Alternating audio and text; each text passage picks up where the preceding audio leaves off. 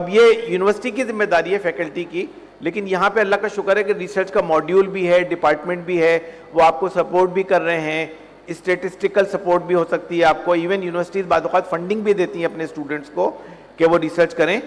तो ये यूनिवर्सिटी की जिम्मेदारी है कॉलेज की कि तमाम स्टूडेंट्स को वो फंडिंग भी प्रोवाइड करे, सपोर्ट भी प्रोवाइड करे, और इसके अंदर हम सबको मिलजुल के कोशिश करनी चाहिए कि ये सपोर्ट मिले। लेकिन अगर ये होगी तो स्टूडेंट्स के लिए रिसर्च करना आसान हो जाएगा। अब ये लोग सवाल पूछते हैं कि जी रिसर्च कब करनी चाहिए। लोग कहते हैं जी 4th ईयर में करनी चाहिए, फाइनल ईयर में करनी चाहिए, या जब बिल्कुल आप एंड पे आ जाए करनी चाहिए। मैं ये कहता हूं कि जिस दिन से आप मेडिकल कॉलेज में आए ना, उसी दिन से आपको रिसर्च के अंदर इन्वॉल्व होना चाहिए। तो 1st ईयर में ही आपको मेडिकल रिसर्च के बारे में मालूमात होनी शुरू हो जानी चाहिए। मैं ये कहता हूं कि चले आप एक्टिवली रिसर्च में इन्वॉल्व ना हो, लेकिन कम अज कम 1st ईयर के अंदर आपको जो रिसर्च की बेसिक इंफॉर्मेशन है वो आपको हासिल होनी चाहिए। इसीलिए हम अपने यहाँ जो रिसर्च मॉड्यूल है वो 1st ईयर से पढ़ाते हैं कि हम उनको बताते हैं कि भाई रिसर्च का कोर्स कर लें, वो उनको रिसर्च एथिक्स का पता होना चाहिए, उनको गुड क्लिनिकल प्रैक्टिस का पता होना चाहिए, उनको रिसर्च मिसकंडक्ट का पता होना चाहिए, उनको पता होना चाहिए कि जर्नल क्लब में क्या करते हैं, रिसर्च को एनालाइज किस तरह करते हैं, उसकी एनालिसिस किस तरह करते हैं, उनको रिसर्च की टाइप्स पता होनी चाहिए। तो इवन 1st ईयर के जो मेडिकल स्टूडेंट्स हैं ना, उनको भी ये पता होना चाहिए कि आगे जाके हमें रिसर्च करनी है और उसके लिए हमें ये सारी चीज़ें पढ़नी पड़ेंगी। तो अभी ये हमें 1st ईयर से ही अपनी एजुकेशन शुरू कर देनी चाहिए। हमारे यहाँ स्टूडेंट के रिसर्च फोरम होते हैं, जो फाइनल ईयर 4th ईयर वाले होते हैं, वो 1st ईयर और 2nd ईयर वालों को पढ़ा रहे होते हैं कि रिसर्च कैसे की जाती है और रिसर्च के अंदर किस तरह इन्वॉल्व हुआ जाता है। तो जो आप में से सीनियर स्टूडेंट है ना, जो थोड़े बहुत रिसर्च कर रहे हैं, उनकी ये ड्यूटी है कि अपने जूनियर स्टूडेंट को सिखाएं रिसर्च के बारे में। उनको 1st ईयर में ही उनको रिसर्च के बारे में सिखाना शुरू करें, उनको कोर्सेज कराना शुरू करें। और दूसरी बात है कि 2nd और 3rd ईयर के जो स्टूडेंट्स होते हैं, उनको एक्टिवली इन्वॉल्व होना चाहिए रिसर्च के अंदर। आपको डेटा कलेक्शन आनी चाहिए, आपको पता चलना चाहिए कि पेशेंट से इंटरव्यू किस तरह करते हैं, सर्वे किस तरह करते हैं।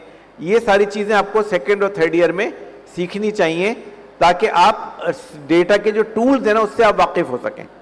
और फिर 4th और फाइनल ईयर में आपको बाकायदा रिसर्च प्रोजेक्ट करने चाहिए। तो हर स्टूडेंट के पास ना एक रिसर्च प्रोजेक्ट होना चाहिए, हर स्टूडेंट के पास। और बाज़ औक़ात 4-5 स्टूडेंट मिलकर भी कोई एक प्रोजेक्ट कर सकते हैं, लेकिन हर बंदे को किसी न किसी रिसर्च प्रोजेक्ट में इन्वॉल्व होना चाहिए कि वो उस रिसर्च प्रोजेक्ट का हिस्सा हो।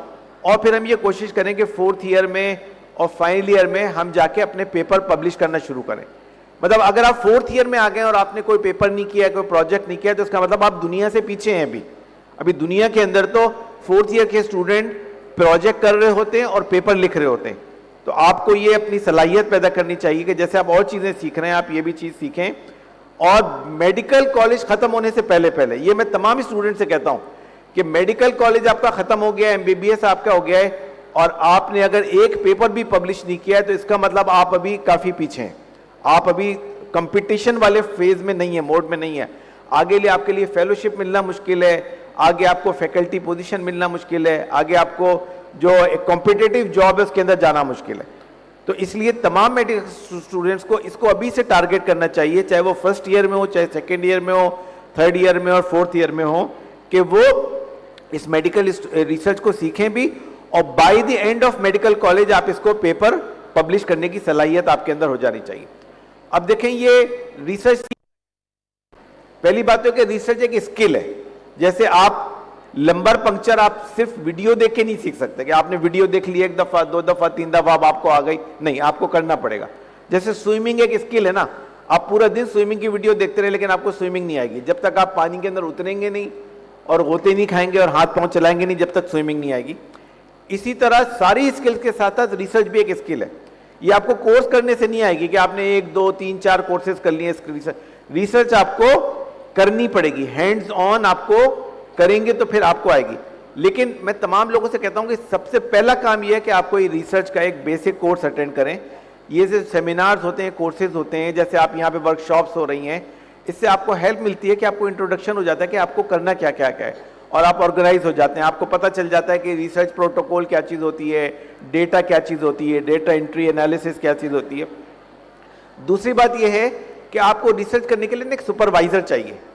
तमाम मेडिकल स्टूडेंट को ये लाजिम है कि उनका एक रिसर्च सुपरवाइजर हो, एक फैकल्टी हो, कोई सीनियर रेजिडेंट हो, सीनियर इंस्ट्रक्टर हो, रजिस्ट्रार हो, कोई ना कोई एक फर्द हो जो आपकी रिसर्च को सुपरवाइज करे। स्टूडेंट्स को अनसुपरवाइज रिसर्च नहीं करनी चाहिए। और हमारी फैकल्टी की भी ये जिम्मेदारी है कि अपने स्टूडेंट्स को ये सर्विस प्रोवाइड करें। हर फैकल्टी के पास 2, 4, 5 स्टूडेंट्स ऐसे होने चाहिए कि जिनके वो मेंटर हों, जिनको वो ये सिखाएं रिसर्च का काम ना।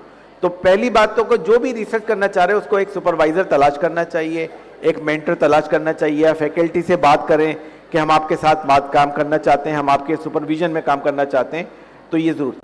तीसरी बात ये है कि रिसर्च ज्यादातर एक बंदे का काम नहीं है, रिसर्च एक टीम वर्क है, इसमें बहुत सारे लोग इन्वॉल्व होते हैं ना। तो आप एक रिसर्च की टीम बनाइए, चाहे स्टूडेंट्स ही हो, उसमें सीनियर हो, जूनियर स्टूडेंट्स हो, और हर एक के जिम्मे अलग अलग काम भी हो सकते हैं इसमें, लेकिन रिसर्च एक टीम वर्क है। आपने दुनिया में देखा होगा जितने पेपर पब्लिश होते हैं ना, किसी में 10 ऑथर होते हैं, किसी में 5 होते हैं, किसी में 20 होते हैं, किसी में 50 होते हैं, बाज़ औक़ात 100 ऑथर भी होते हैं। लेकिन कोई भी पेपर पब्लिश होते हैं उसमें बहुत सारे ऑथर्स होते हैं, इसलिए कि वो सब मिल के काम कर रहे होते हैं, टीम के तौर पे काम कर रहे होते हैं। तो अभी हम भी ये चाहते हैं कि आपके अंदर अभी से टीम वर्क की आदत पड़े, कि आप रिसर्च का टीम वर्क शुरू करें, कि आप 6-7 लोग, 4-5 लोग मिलकर एक रिसर्च का ग्रुप बनाएं और वो सीखें भी और एक दूसरे भी सीखते हैं। देखें, बहुत सारी चीज़ें होती हैं ना, जब हम आपस में काम कर रहे होते हैं तो हम एक दूसरे से सीख रहे होते हैं। ज़रूरी नहीं कि हमारा कोई प्रोफेसर हमें सिखाए, बल्कि रिसर्च हम एक दूसरे से सीख रहे होते हैं, तो ये करें। चौथी बात यह है कि हमें स्टूडेंट लेवल पे ना जर्नल क्लब करने चाहिए। जर्नल क्लब करने से ये होता है कि आपको दूसरे जो रिसर्च पढ़ रहे होते हैं ना, उससे आपको पता चलता है कि जो पहले लोगों ने रिसर्च की है वो किस तरह की है, उनकी मेथोडोलॉजी क्या थी, उसमें कमी कमजोरी क्या थी, उन्होंने किस तरह अपने डेटा को लिखा है, प्रेजेंट किया है ना। तो आप जब तक दूसरों के काम को नहीं समझेंगे, जब तक आप अपना पेपर तो लिख भी नहीं सकते ना। तो स्टूडेंट लेवल के ऊपर जर्नल क्लब्स होने चाहिए। ज़्यादातर रेजिडेंसी लेवल पे तो होते हैं, लेकिन कॉलेज के अंदर first year, second year, third year, fourth year और फाइनल ईयर के लेवल पे जर्नल क्लब होने चाहिए, जहाँ पे स्टूडेंट आर्टिकल को पढ़ें और उसको डिस्कस करें कि इस आर्टिकल में क्या फाइंडिंग है और इससे क्या हमें नतीजा मिल रहा है, क्या हमें सबक मिल रहा है। इसी तरह एक और चीज़ है जो मुझे पता नहीं कि यहाँ है या नहीं है, हमारे आगा खान यूनिवर्सिटी में, वो है स्टूडेंट्स रिसर्च फोरम, कि उसमें जो सीनियर स्टूडेंट हैं जो ज़्यादा रिसर्च कर रहे हैं, उन्होंने एक पूरा फोरम बनाया हुआ है जिसमें वो सारे जूनियर स्टूडेंट्स को वो फिर उनको मेंटरिंग भी कर रहे होते हैं, उनको सपोर्ट भी फराहम कर रहे होते हैं। तो जो लोग यहाँ थोड़ा रिसर्च कर रहे हैं, एक्टिव हैं, उनको चाहिए कि अपने स्टूडेंट्स का रिसर्च फोरम बनाएं, ताकि जो और स्टूडेंट्स हैं जो इतना एक्टिव नहीं है रिसर्च में, उनको आप लोग हेल्प कर सकें और उनकी मदद कर सकें। अब जैसे ये कोर्स है जो हम कराते हैं हर साल ना, फंडामेंटल्स ऑफ रिसर्च का, अब ये 18 घंटे का कोर्स है और इस 18 घंटे में हम उनको तमाम रिसर्च की बुनियादी चीज़ें सिखा देते हैं। अभी इस वक्त ये चल रहा है, तकरीबन इसमें 340 पार्टिसिपेंट्स हैं, लेकिन इनमें से 80-90% स्टूडेंट्स हैं। तो अब ये देखें कि सारे स्टूडेंट्स इस कोर्स को अटेंड कर रहे हैं, तो जब ये सर्टिफाई होंगे 18 घंटे के बाद ना, तो उनको काफ़ी रिसर्च के बारे में बेसिक मालूमात हो जाएंगी, जिससे फिर आगे आपको रिसर्च करना आसान हो जाएगा। तो अब जो लोग रिसर्च शुरू करना चाहते हैं, अब उनको करना क्या चाहिए? देखिए, सबसे पहली बात तो ये है कि जब भी आप रिसर्च करना चाहेंगे ना, आपको एक रिसर्च का टॉपिक सिलेक्ट करना पड़ेगा कि भाई आप क्या रिसर्च करना चाहते हैं। आपको एक पता होगा कि भाई आप डायबिटीज़ पे रिसर्च करना चाहते हैं, स्ट्रोक पे रिसर्च करना चाहते हैं, आप कोई सर्जिकल प्रोसीजर पे रिसर्च, जो भी दुनिया में हज़ारों लाखों टॉपिक हैं, लेकिन आपको एक टॉपिक सिलेक्ट करना पड़ेगा कि भाई मैं इस बीमारी में रिसर्च करना चाहता हूँ। जो भी, चलो ये नहीं है कि मैं कहूँ कि आप इस बीमारी, जो भी बीमारी आपको पसंद हो आप उसको सिलेक्ट कर लीजिए, या आपका ग्रुप उसको सिलेक्ट कर लीजिए। दूसरी बात है कि टॉपिक सिलेक्ट करने से काम नहीं चलेगा सिर्फ, फिर आपको अगला मरहला ये होगा कि अब आपको एक रिसर्च क्वेश्चन बनाना पड़ेगा कि भाई आपकी रिसर्च का सवाल क्या है। रिसर्च हमेशा सवाल से शुरू होती है, कि कोई सवाल होता है जिसका आप जवाब तलाश करते हैं। तो इसलिए पूरी इल्मी जो है ना, सवाल पूछने का नाम है। इल्म किस बात का नाम है? सवाल पूछने का नाम है। अगर आप सवाल नहीं पूछते तो इसका मतलब आपका इल्म बहुत महदूद है। तो रिसर्च स्टार्ट होती है एक रिसर्च क्वेश्चन से, कि आपका रिसर्च क्वेश्चन क्या होगा। वो क्वेश्चन आपको डेवलप करना पड़ेगा अपने मेंटर के साथ, अपने फैकल्टी के साथ बैठकर, कि रिसर्च क्वेश्चन क्या होगा। अच्छा, रिसर्च क्वेश्चन के लिए सबसे ज़रूरी चीज़ है लिटरेचर सर्च करना, कि आपको पहले ये देखें कि इस मौजू पे जिस पे आप रिसर्च करना चाहते हैं उस पर दुनिया ने और क्या क्या रिसर्च हुई है ना। ज़ाहिर आप पहिए को दोबारा तो ईजाद नहीं करना चाहते ना, पहिया तो ईजाद हो चुका है। तो जो रिसर्च पहले हो चुकी है उसको दोबारा नहीं करना है, और अगर करना भी है तो उसकी कोई पता चले कि यहाँ नहीं हुई, बाहर हुई है, तो हम दोबारा कर लें इसको। तो लिटरेचर सर्च आपको करना पड़ेगा, और उसके बाद फिर आपको एक रिसर्च गैप आइडेंटिफाई करना पड़ेगा कि जो अब तक इस मौजू पे काम हुई है उसमें कौन सी ऐसी चीज़ है कि जो काम नहीं हुआ हुआ। जो काम नहीं हुआ हुआ ना उसको कहते हैं रिसर्च गैप।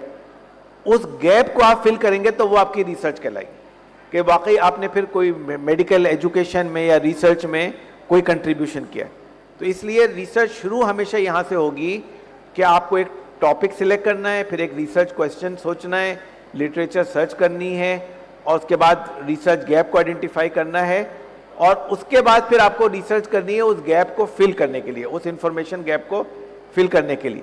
इसीलिए ये बात है दुनिया के अंदर कि आप जो कोई भी रिसर्च करेंगे ना, वो दुनिया के अंदर कोई न्यू इंफॉर्मेशन जनरेट करने का बाइस होनी चाहिए, और वही चीज़ पब्लिशेबल होती है कि आपने कोई नई रिसर्च की है, कोई नया डेटा जमा किया है जो दुनिया में और किसी ने नहीं किया हुआ, तो फिर वो डेटा आप पब्लिश करते हैं तो वो न्यू इंफॉर्मेशन आपकी ऐड हो जाती है। तो ये आपको इंफॉर्मेशन ऐड करना है। तो ये आपका समझ लीजिए स्टार्टिंग पॉइंट है कि जिसके ऊपर आपको रिसर्च का काम अपना करना है। लेकिन रिसर्च शुरू करने से पहले ये 5 चीजें हैं कि जो आपको करने की जरूरत है। पहली बात तो अभी दुनिया में स्टैंडर्ड ये बन गया है कि आप कोई भी रिसर्च करें उससे पहले आपके पास एक रिसर्च सर्टिफिकेशन होनी चाहिए कि आप रिसर्च कर सकते हैं। आपके पास कुछ बेसिक इंफॉर्मेशन होनी चाहिए कि आपने कोई रिसर्च का कोर्स किया हुआ। उसके लिए ऑनलाइन कोर्सेज होते हैं अभी दुनिया में, उसके लिए वो होता है सर्टिफिकेट होता है जिसको हम सिटी सर्टिफिकेट कहते हैं, कि तमाम स्टूडेंट्स कि जिन्होंने रिसर्च करनी है आगे जाकर वो पहले एक सिटी सर्टिफिकेट अटेन करें ऑनलाइन कोर्स के जरिए से कि उन्हें रिसर्च की बुनियादी मालूमात है। अब देखें 4 चीज़ें आपको पता होनी चाहिए। पहली बात तो आपको रिसर्च के एथिक्स का पता होना चाहिए कि हर रिसर्च के अंदर एथिकल अप्रूवल लाजमी होती है। हर यूनिवर्सिटी में एक एथिकल कमेटी होती है जो आपको बताती है कि आपकी रिसर्च सही है कि नहीं है, करनी चाहिए कि नहीं करनी चाहिए, और उसकी एथिकल बाउंड्रीज होती हैं, उसके अंदर रह के आपको रिसर्च करनी है। दूसरी बात यह है कि आपको रिसर्च मिसकंडक्ट का पता होना चाहिए। बाज़ औक़ात स्टूडेंट्स में जज्बा ज़्यादा होता है, वो चाहते हैं कि जल्द से जल्द हम पेपर पब्लिश कर लें और उसमें 2 नंबर ही करते हैं, या बाज़ औक़ात फेक डेटा आ जाता है या डेटा की गलत इंटरप्रिटेशन आ जाती है। ये रिसर्च मिसकंडक्ट कहलाती है। रिसर्च मिसकंडक्ट का आपको अभी से पता होना चाहिए, क्योंकि अगर आप इस तरह का कोई काम करेंगे और आप पकड़े जाएंगे, ज़ाहिर बंदा कभी भी गलती करता है, पकड़ा जाता है, तो फिर आपको सारी दुनिया के लोग बाहर कर देंगे कि आप ना कभी पेपर पब्लिश कर सकते हैं, ना कभी रिसर्च कर सकते हैं, ना आपका कोई प्रमोशन हो सकता है, ना कुछ हो सकता है। तो इसलिए रिसर्च मिसकंडक्ट के बारे में आपको पता होना चाहिए। इसी तरह प्लेजरिज्म का आपको पता होना चाहिए कि आप कोई भी डेटा कॉपी नहीं कर सकते, आपको खुद अपना डेटा खुद लिखना है, वरना आप सारे जर्नल तो चेक करते हैं कि प्लेजरिज्म कितना है आपके पास और कितना नहीं है ना, तो ये आपको पता होना चाहिए। इसी तरह आपको कंसेंट का पता होना चाहिए। अभी कोई भी मरीज का डेटा आप बगैर उसकी मर्जी के आप इस्तेमाल नहीं कर सकते, तो आपको ये पता होना चाहिए कि मरीज का जिसका डेटा आप इस्तेमाल कर रहे हैं उसकी कंसेंट है या नहीं है आपके पास। अभी ये बुनियादी चीज़ें हैं जो आपको रिसर्च करने से पहले जिसके बारे में मालूमात होनी चाहिए। ये आपका जो रिसर्च मॉड्यूल होता है उसमें ये चीज़ें आपको सिखा देते होंगे, लेकिन अगर आप कम से कम ये करें कि आप एक सर्टिफिकेशन, हर बंदा जो स्टूडेंट रिसर्च करना चाह रहा है first year, second year, third year में, वो इसको करें। और उसके बाद ये है कि आपके पास एक सुपरवाइजर होना चाहिए। स्टूडेंट लेवल पे तो कम से कम ये लाजमी है कि आपके पास एक सुपरवाइजर होना चाहिए। आपके पास एक टीचर हो, सीनियर रेजिडेंट हो, कोई भी हो, फैकल्टी हो, वो सुपरवाइज रिसर्च होनी चाहिए, क्योंकि स्टूडेंट को सुपरविजन की ज़रूरत होती है और ट्रेनीज को ज़रूरत होती है। और आखिरी बात यह कि जो भी आप रिसर्च करें उसका एक प्रोटोकॉल होना चाहिए। वो चीज़ पहले से लिखी हुई होनी चाहिए कि आप क्या रिसर्च करना चाहते हैं, उसको हम कहते हैं रिसर्च प्रोटोकॉल। और रिसर्च प्रोटोकॉल के अंदर ये 6-7 चीज़ें होती हैं कि जो आपको पता होनी चाहिए। ये सारी चीज़ें आपको पहले से लिख लेनी चाहिए रिसर्च करने से पहले। आप जब एथिकल अप्रूवल लेंगे तो भी आपको चाहिए होगा, जब आप रिसर्च करेंगे जब भी चाहिए होगा, और जब कभी आप डेटा एनालाइज करेंगे आपको हमेशा ये रिसर्च प्रोटोकॉल चाहिए होगा। ये प्रोटोकॉल हर बंदा जो रिसर्च कर रहा है उसके पास वो प्रोटोकॉल होना चाहिए। उसमें बैकग्राउंड होना चाहिए, आप रिसर्च क्यों कर रहे हैं ये लिखा हुआ होना चाहिए, ऑब्जेक्टिव लिखे होने चाहिए, रिसर्च क्वेश्चन होना चाहिए, आपको इंक्लूजन एक्सक्लूजन क्राइटेरिया लिखा होना चाहिए, सैंपल साइज लिखना चाहिए, आपको ये लिखना चाहिए कि आपने इसके एथिकल अप्रूवल लिए कि नहीं लिए, जो कि हर प्रोजेक्ट की लेनी चाहिए आपको। फिर डेटा कलेक्शन कैसे करेंगे उसका फॉर्म आपके पास होना चाहिए, उसका टूल जिसको हम कहते हैं। डेटा कलेक्शन का मेथड क्या होगा, आप टेलीफोन पे करेंगे, लोगों से इंटरव्यू करेंगे, चार्ट से निकालेंगे डेटा, वो आपको लिखा हुआ होना चाहिए।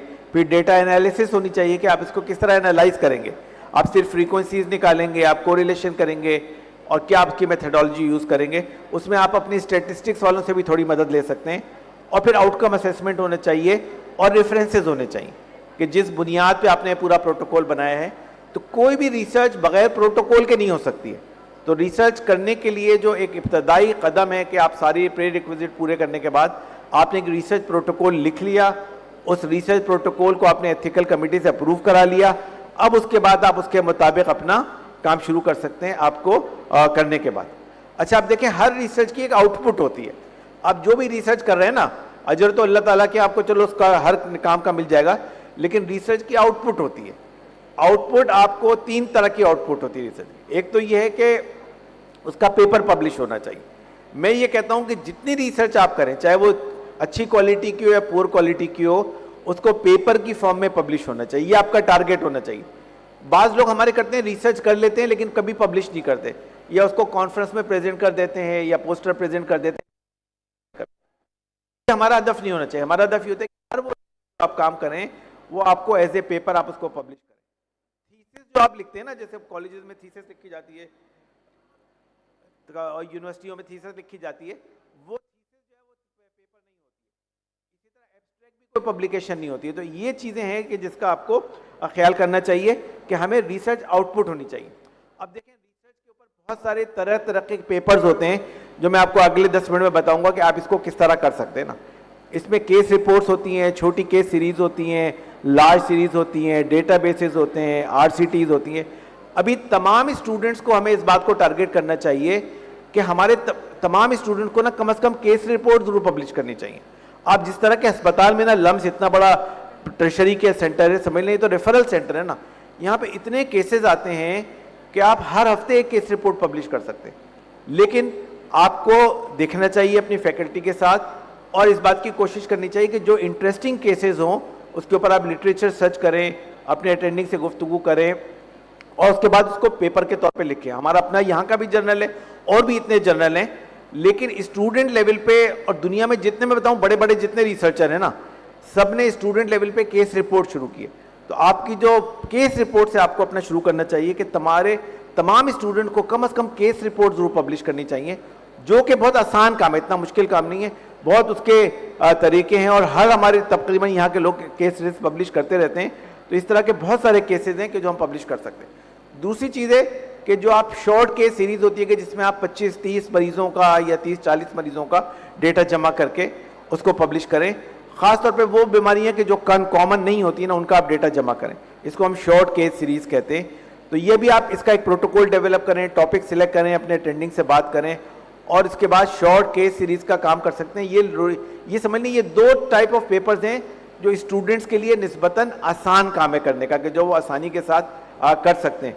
इसके लिए ज़ाहिर आपके पास ज़रूरी है कि आपका एक अटेंडिंग होना चाहिए, एक डेटा शीट आपको बनानी पड़ेगी, प्रोटोकॉल लिखना पड़ेगा और उसके मुताबिक वो आपको फोकस्ड इंफॉर्मेशन जमा करनी पड़ेगी और जब आप इसको जमा कर लें तो आप उसको पेपर के तौर पे लिख सकते हैं। तो इस तरह के बहुत सारे पेपर्स हैं।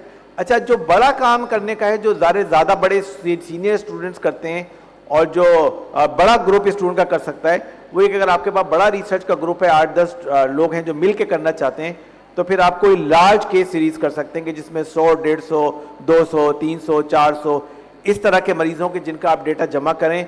उनके अंदर फिर आपको ज़्यादा मेहनत करनी पड़ेगी, ज़्यादा रिगरेंस होती है उसके अंदर और ज़्यादा बड़ी टीम चाहिए होती है, ज़्यादा उसकी इन डेप्थ एनालिसिस करनी पड़ती है आपको। लेकिन बड़े लेवल के ऊपर ये काम किया जा सकता है, खासतौर पे अटेंडिंग और फैकल्टीज इस काम को ज़्यादा अच्छी तरह करवा सकते हैं।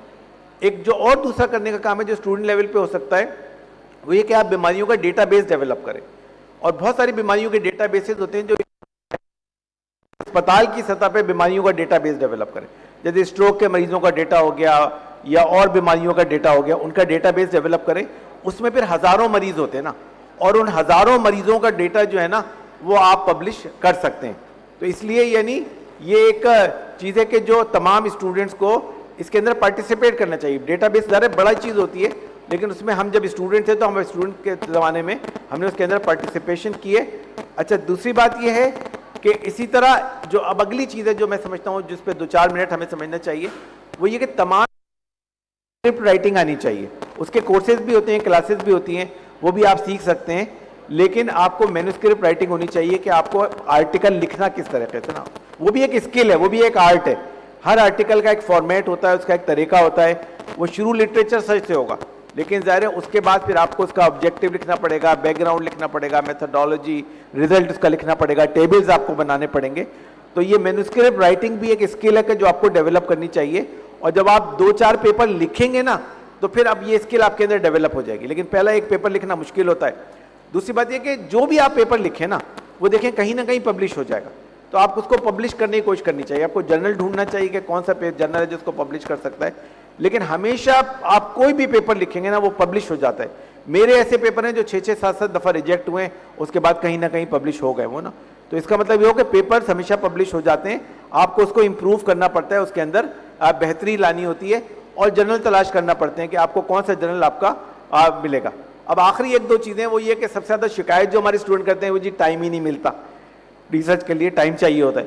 तो पहली बात मैं ये कहता हूँ कि टाइम कोई मसला नहीं होता, सिर्फ प्रायोरिटी का मसला है। आप सिर्फ मोबाइल का अपना टाइम कम कर दें रोजाना 1 घंटा, तो आपको रिसर्च के लिए 1 घंटा मिलने लगेगा। दूसरी बात यह है कि एक टीम बनाएं, सब मिलकर काम करें। रोजाना का 6 लोग आधा घंटा काम कर रहे हैं तो ये तो 3 घंटा हो जाएगा ना। तो हफ्ते में 2-3 घंटा भी आप रिसर्च पे लगा दें तो उससे आपको काफी जबरदस्त आउटपुट मिल जाएगी। और अगर टाइम नहीं मिल रहा तो फिर ज़ाहिर है आपको उसके लिए कोशिश करनी चाहिए। अच्छा, इसी तरह रिसर्च फंडिंग भी अवेलेबल है पाकिस्तान में। बहुत सारे इदारे हैं जो रिसर्च फंडिंग देते हैं स्टूडेंट्स को। 5 लाख रुपए, 10 लाख रुपए अगर आपको चाहिए तो वो रिसर्च फंडिंग मिल जाती है आपको, इवन HEC से भी मिल जाती है, और इवन आपको CPSP से भी मिल जाती है। तो अगर आपको ऐसे कोर्सेज करने हैं या प्रोजेक्ट करने के जिसमें रिसर्च फंडिंग चाहिए तो वो आप कर सकते हैं उसके अंदर, और उसकी आपको ज़रूरत हो सकती है।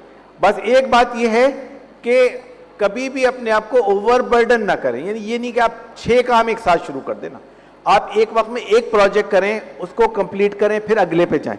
बैक वक्त 3-3, 4-4 प्रोजेक्ट के अंदर इन्वॉल्व ना हो, वरना फिर जो है ना वो बंदा मतलब उसकी कुछ कर नहीं पाता, उसके नतीजे में उसका आउटपुट जो है वो नहीं हो पाता। तो अभी एंड हमारा ये है कि देखें हमारे पास जो स्टूडेंट्स हैं ना इनमें बड़ा टैलेंट है, हमारी पूरी कौम के अंदर बड़ा टैलेंट है और हम लोग बहुत काम कर सकते हैं। समाउ हमें अपने आप को ऑर्गेनाइज करने की ज़रूरत है, फोकस करने की ज़रूरत है, और हमारी पूरी कौम के अंदर बड़ा टैलेंट है। मैं आपको एक ये तस्वीर जो शेयर कर रहा हूँ, ये एक पाकिस्तानी लड़की है जो 20 साल की लड़की है। अभी आप में से बहुत सारे लोगों की उम्र 20 साल से ज़्यादा है। 20 साल की लड़की है पाकिस्तान की, और उसने जाके माउंट एवरेस्ट की चोटी सर की। आप सोचिए ज़रा, अगर एक 20 साल की लड़की माउंट एवरेस्ट की चोटी सर कर सकती है तो हमारे जो इतने हाई लेवल के स्टूडेंट्स हैं ये क्या रिसर्च नहीं कर सकते, और ये क्या पेपर नहीं पब्लिश कर सकते। और आपको पता है हमारी कौम के अंदर टैलेंट कितना है। हमारी कौम वाले जो है वो गाय को जो है रिक्शे में लेके जाते हैं। तो ये टैलेंट है हमारे अंदर। हम लोग इनोवेटिव लोग हैं सारी दुनिया के अंदर, जो आपको पता है नए से नए आइडिया कर लेते हैं। लेकिन जो सबसे अच्छी बात है जो पाकिस्तानी लोगों की है, जो स्टूडेंट्स में भी है, वो ये है कि हम लोग 25 घंटा काम करते हैं रोज़ाना। तो ये जो हमारे स्टूडेंट्स हैं ना, ये अगर रोज़ाना 25 घंटा काम करें तो हम काफ़ी प्रोडक्टिव हो सकते हैं। तो at the end I would like to conclude के सबसे पहले तो आप लोगों का शुक्रिया कि आपने मेरी बात को तवज्जो से सुना। दूसरी बात यह है कि कंक्लूजन हमारा ये है कि हमारे तमाम मेडिकल स्टूडेंट्स को रिसर्च के अंदर इंगेज होना चाहिए। उनको अभी से टारगेट करना चाहिए कि रिसर्च के अंदर पार्टिसिपेट करें, और फिर इस बात की कोशिश करनी चाहिए कि by the end of medical college, जब आप कॉलेज से पास आउट हो उससे पहले आपके 1, 2, 3 पेपर पब्लिश होने चाहिए। लेकिन वो ऐसे नहीं होंगे, उसके लिए आपको अभी से कोशिश करनी पड़ेगी, मेहनत करनी पड़ेगी, और अपनी टीम यूनिवर्सिटी के साथ मिल के काम करना पड़ेगा, अपने टीचर्स के साथ, तब आप जाके इस नतीजे पर पहुँच सकते हैं। Thank you very much.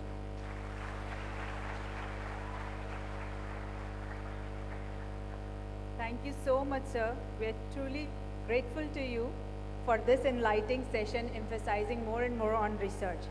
Before moving on to our next speaker, I would like to welcome our third chair for this session, Professor Dr. Feroz Ali Kalhoro. Sir is Dean Dentistry. So welcome.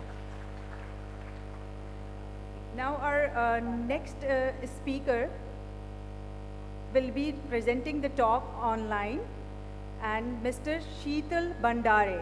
He is the founding faculty of Patan Academy of Health Sciences, Nepal. Currently, he is Associate Professor of Public Health and Medical Education at PAHS. So let us welcome.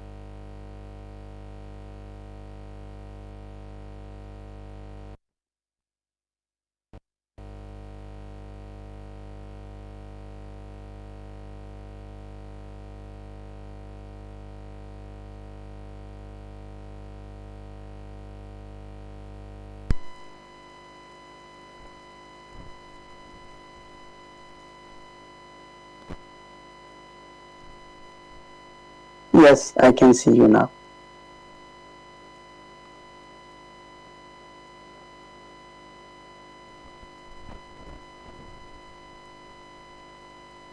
Can I share my screen?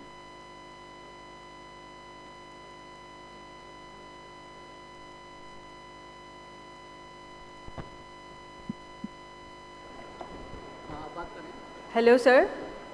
Am I Yes, audible? hello. Yes, sir, you are audible. You may start now. I need permission to share the screen, please. Sorry, sir? Can you repeat? I need permission to share the screen. Okay, sir, share your presentation and start your presentation. So you may share your screen and start the presentation. He needs permission to start. Acceptance. Sharing is not enabled. Can you please share? Give me the co-host. Co-host बना देना. Yes, sir, it's done. You may share your presentation now. It is not done. It's not coming from my side. Not coming. I cannot see the co-host.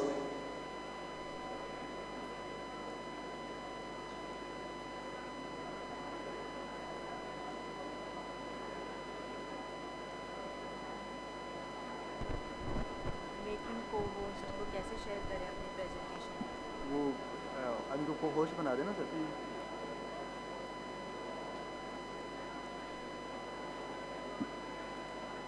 Yes, sir, now you can share. Can you share now? Let me check. Yes, I can. Thank you. Okay.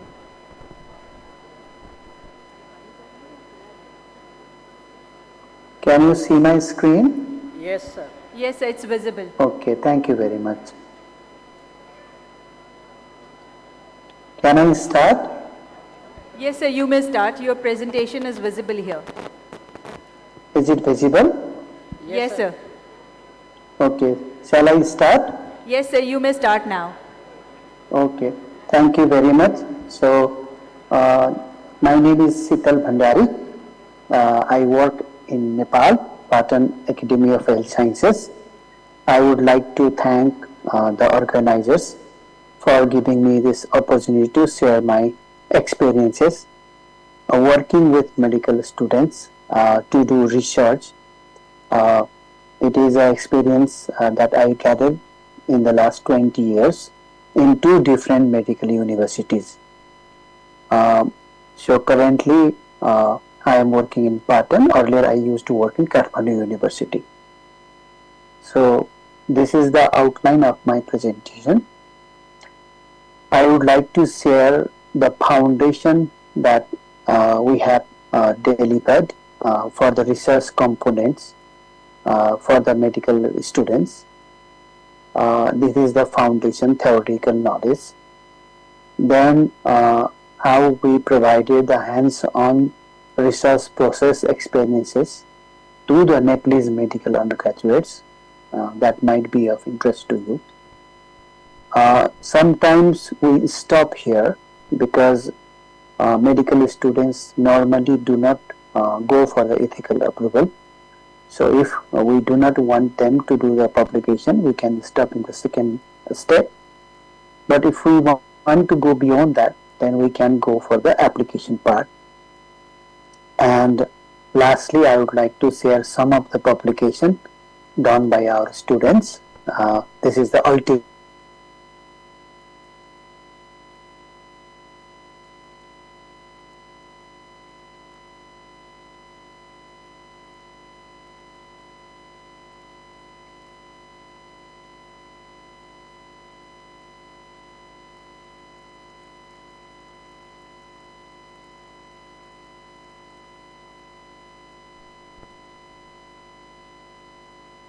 So in the first 2 years of MBBS course or undergraduate course, demography is introduced, where we talk about the demographic variables, data quality, and the demographic processes. Then we also introduce them to the epidemiology. Epidemiology is divided into two parts, 1 and 2. I will show you the details in the next slide. Similarly, biostatistics is also divided into two parts, and we teach both epidemiology and biostat from year 1 to year 5 of MBBS curriculum. Then we introduce the research processes, the basics in the basic science and the applied in the clinical sciences. So this is how we have implemented it. In basic science, the data and variables from the demography is introduced with demographic processes. Then descriptive statistics is started. It goes up to the correlation and association studies. Epidemiology also starts here, and we discuss about the observational studies. The study designs are introduced here and measurements related to observation designs. And in this phase, we start the basics of research, and sometimes we provide readings on how the basic science research that has been transformed to the clinical sciences are also introduced, which is called a transformational research. And basic science research, sometimes we call it a bench research also. So after doing this 2 years of segmented implementation, then when they pass the basic science phase, then they come to the clinical science phase, 2.5 years. So we demography is then substituted by family health, where we talk a lot about the well-being of the student, of the faculty, of the patient, of the society. And here we discuss a lot of tools that can be used to assess the well-being. Then in statistics, we introduce the inferential part, where we introduce them to the p-value, effect size, and the designs. Epidemiology also does that, and they introduce the experimental study designs, and they talk about the importance of confidence interval, odds ratio, relative risks, and hazard ratios, with the examples from our country and South Asia especially. And in research 2 course, students are need to work on a research project. So this might be a clinical research or a educational research, whatever they would like to try. So once this part is done, then we move to the hands-on experience of research, and this is done by a team of faculty. So normally community medicine faculty are involved a lot, but we also involve the faculty from general practice or family medicine, and committee members, research committee members, and ethics committee members also join us here. Okay, so what will we teach here?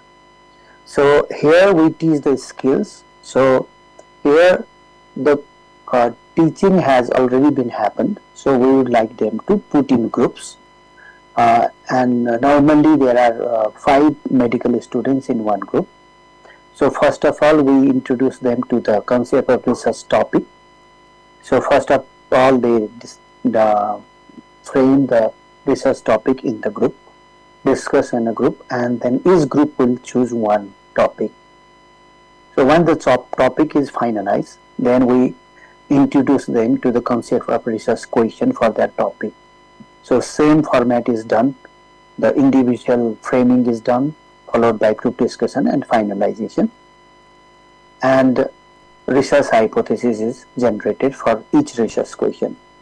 So please remember, every group we have a faculty as a facilitator, and a student can ask, clarify the ideas to the facilitators. Usually we don't intervene a lot, but we help them to crystallize the concept. For example, in the research question, if they have a problem, we sometimes introduce a finer framework which is used to assess the research question, and ultimately we can also ask them to frame a research question using P-code criteria. So once this is done, the second steps or second class, normally these classes are 2 to 3 hours of long, done in the afternoon. Then we next class, the same concept is taken, and research objectives are framed in a group, finalized. Research methods are discussed a lot here because biostat and epidemiology has already done their classes, so they need to link their research project with those classes. Then ultimately the most important thing that we teach them is the research tools. So they need to come up with a research tool for their project or for their research topic or research question. So again, the facilitators are the faculty members, and we help them to finalize these things. In the third part, what we do is we ask them to provide their tool validation plan, how they are going to, so pre-test, pilot test, the concept of reliability and validity comes here, which should have been discussed a lot earlier in their classes. Then data collection and management plan is discussed and finalized.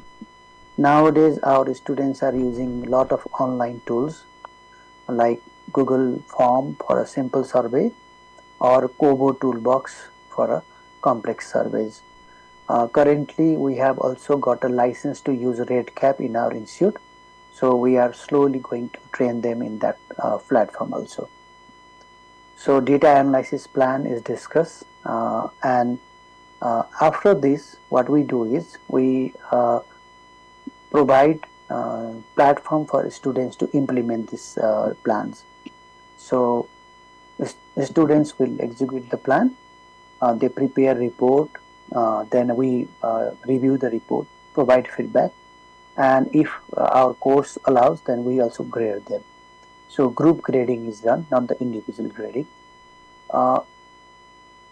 This part, if we stop here, then this is one part of the research. So because normally medical students group wise, they do not apply for the ethical approval, so we stop here and then the process is finalized. But if we want to go a little bit beyond that one, so we can do that.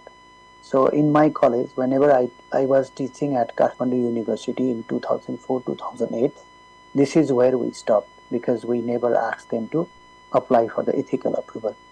But in my current institute, in Pathan Academy of Health Sciences, School of Medicine, we want our students to go beyond this one. So what we have done is, we have gone one step ahead. So here we ask them to prepare a full proposal first and then get it approval from the research committee. We help them, of course. Then we also ask them to get the ethical approval from institutional ethics committee or ethical review board, whatever is applicable. Then we collaborate with research committee and ethical committee to give the refresher course to our final year medical students and interns. So this is very important. And here again, the faculty members are facilitators. Now, if you want to have a research competency inbuilt in the undergraduate medical curriculum, then we should teach and also assess them. So in Pathan Academy of Health Sciences, we prepare multiple choice questions, short answer questions, and auspice stations of demography, epidemiology, and biostatistics. And research project reports are defended in a viva voce. Every medical students will defend their research project. So this is one step ahead. So once it is done, then what happens is that students can do a publication. So in the fourth stage, we can help them to publish their research. So here, what we do is, sometimes your medical students after graduation, they come back to you, they come with a project. Sometimes they want to collaborate with us.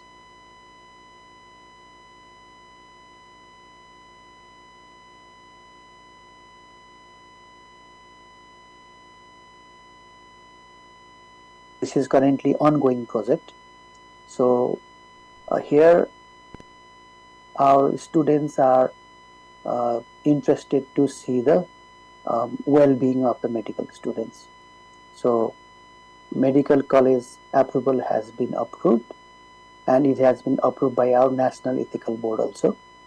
So 2 MBBS students and 1 BPS students are involved. I am the faculty supervisor for this one. So currently this is going as a pilot project. Okay. And some of our students have started forming their own independent research training groups. And one of such training groups is known as Health Research and Action.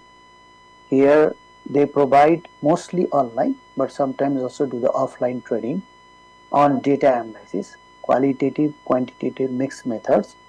But their course was started with the aim to training students on systematic review and meta-analysis. So this is something that going very well, and we are very happy to see that students are taking this type of initiation on their own. So ultimate goal of any research program will be the publication. So on that note, let me share some of the publication that was done recently in 21, 23 and 25. So this is one of the research published in Journal of Nepal Health Research Council, which is the Q3 Scopus journal. So this is one of the collaboration that we've done with the students. Then this is done in published in 2023 in GP and Emergency Medical Journal of Nepal. And the last in 2025, we were also able to publish this article in an international journal. If you can see a lot of collaborators are there, because sometimes we need more people nearby. We want to publish in a big international journal. So the experience is that research can be taught in undergraduate medical education course.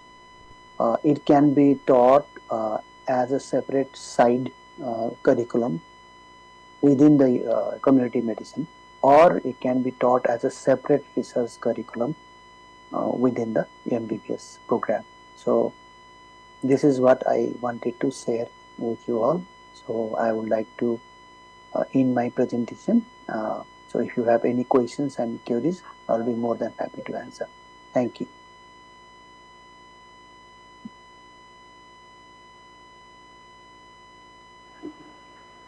Thank you so much, sir, for your talk and sharing your experience.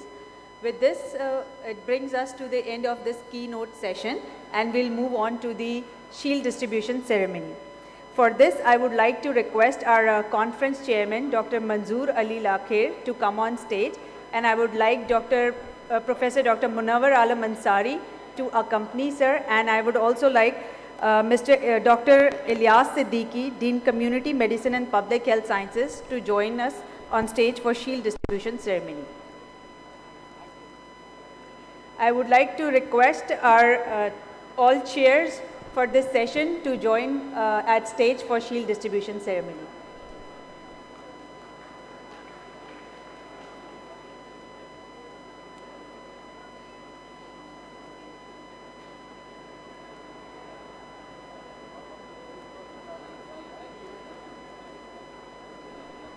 I would like to request our keynote speaker, Professor Dr. Mohammad Wase, to come on stage and receive his shield.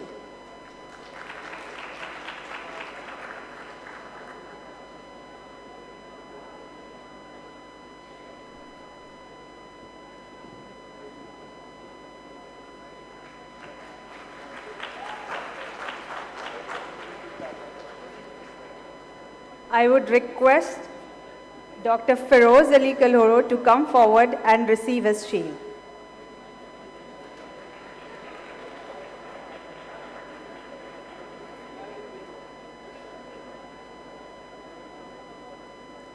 Now I request Dr. Ashok Kumar to come forward and receive his shield.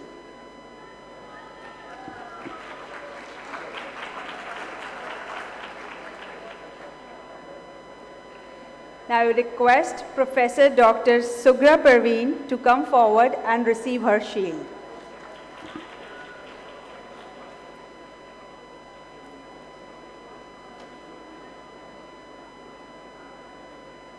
And the last shield is for myself, being moderator for this session.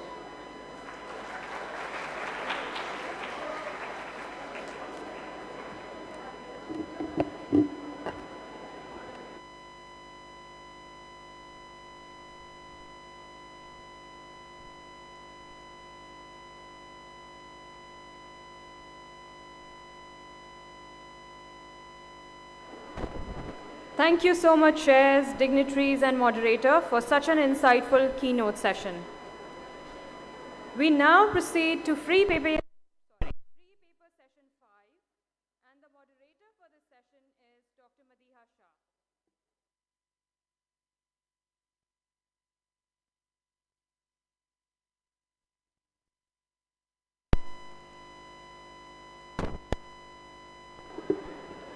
Thank you very much, Dr. Anusha. Respected session chairs, distinguished faculty members, dear students and colleagues, Assalamu alaikum. I welcome you all to our second free paper session of this medical undergraduate research conference. In this session, we'll hear 8 insightful research presentations from our undergraduate students. We are honored to have our session chairs, Professor Mohammad Sohail, who is currently serving as Principal and Director Academics, People's University of Medical and Health Sciences, Professor Dr. On Khwaja from Liaquat Institute of Medical and Health Sciences, Thatta,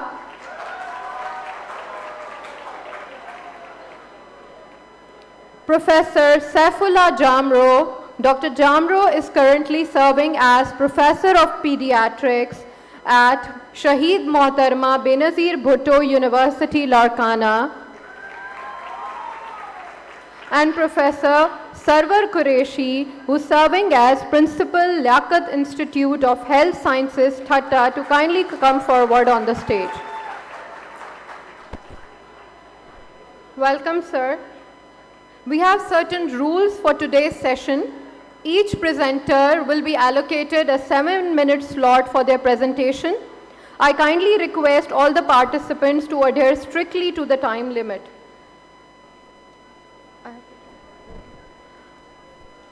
And each student will be prompted at a 5-minute interval, and they will be informed that they have to quickly wrap up their presentation by the end of 7 minutes. The question and answer sessions from the students and audience would be taken at the end of all the presentations. So let's get the presentation started. I would now like to invite Abdul Aleem from Liaquat Institute of Medical and Health Sciences, Thatta, to present his research on effect of sleep duration on academic performance of first-year undergraduate nursing students.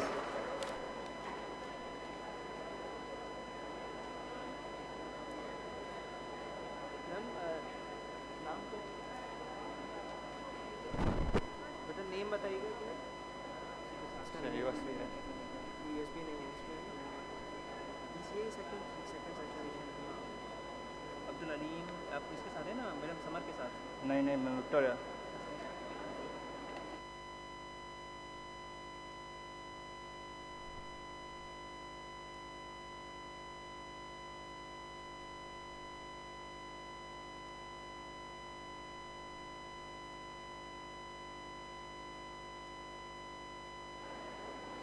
इसका full नहीं का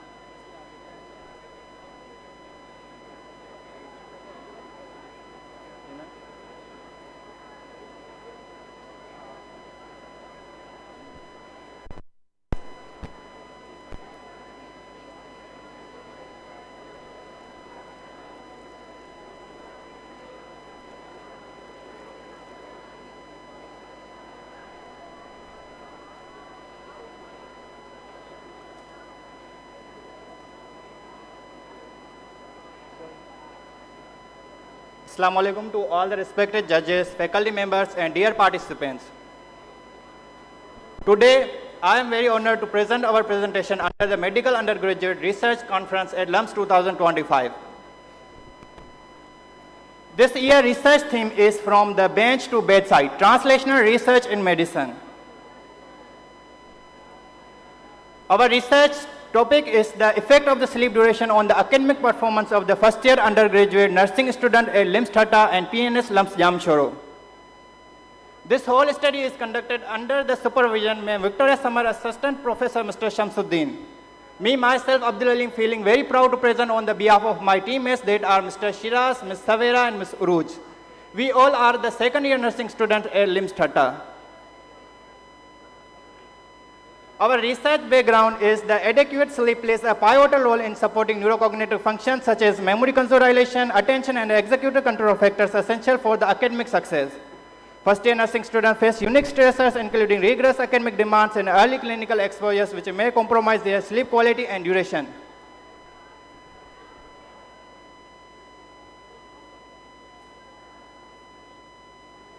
The aim and theoretical rationale.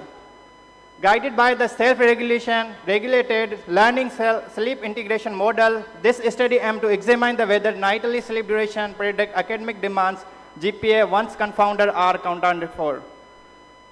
Adequate sleep should enhance executive functions, planning, self-monitoring, which foster efficient study behaviors and consequently higher academic performance.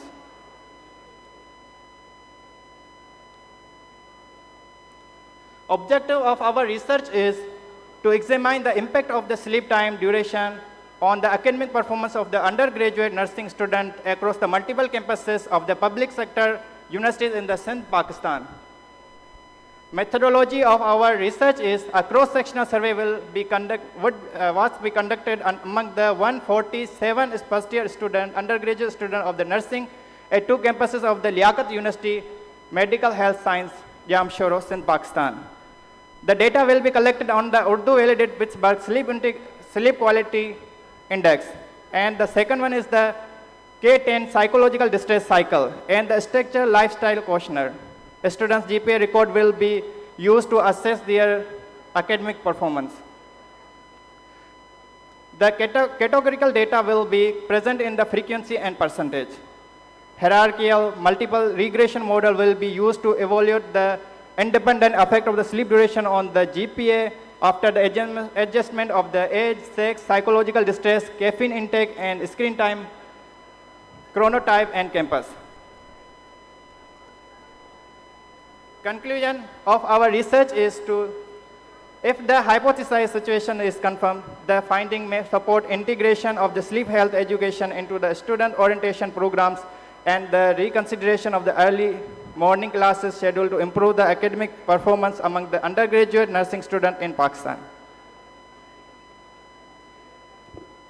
Recommendations of our research is nursing students should aim for the 7 to 9 hours of nightly sleep to optimize learning and memory consolidation. Academic institutions should incorporate sleep hygiene, education, and into the orientation and wellness programs. Faculty should schedule classes and exams at a reasonable time to reduce sleep deprivation. Students are encouraged to limit coffee, caffeine, and screen exposures before bed to enhance the sleep quality. Peer counseling and wellness centers should offer a workshop on the time management to balance the study and rest. Regular sleep monitoring using diaries or apps can help students self-regulate their patterns. Administrators should develop campus policies and discouraging overnight academic overload. Students should practice relaxation techniques, mindfulness, deep breathing to improve the sleep onset. These all are our references. Any question?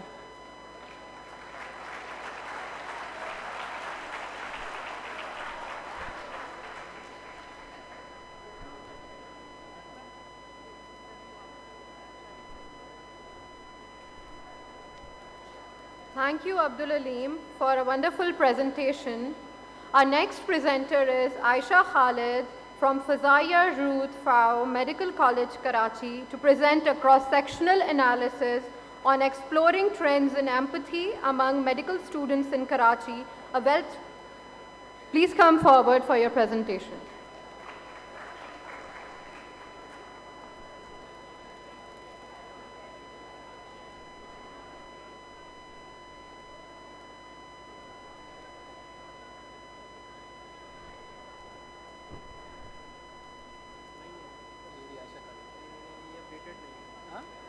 Update या फिर मैंने कर दिया जी जी इनको पता है कि उसको अपडेटेड लिखा नहीं नहीं वो डिलीट कर दिया इन्होंने खुद डलवाई यही है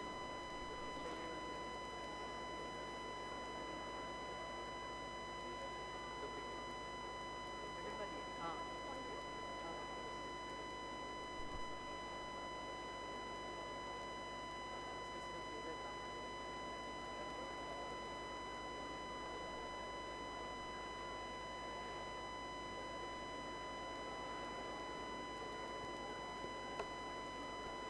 Assalamu alaikum and good afternoon everyone. I am Aisha Khalid from Fazaiya Rutfa Medical College.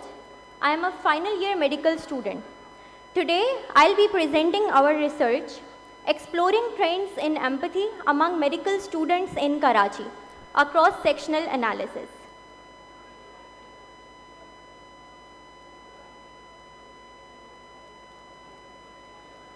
Medical empathy impacts patient outcomes, yet most research suggests it declines during medical training.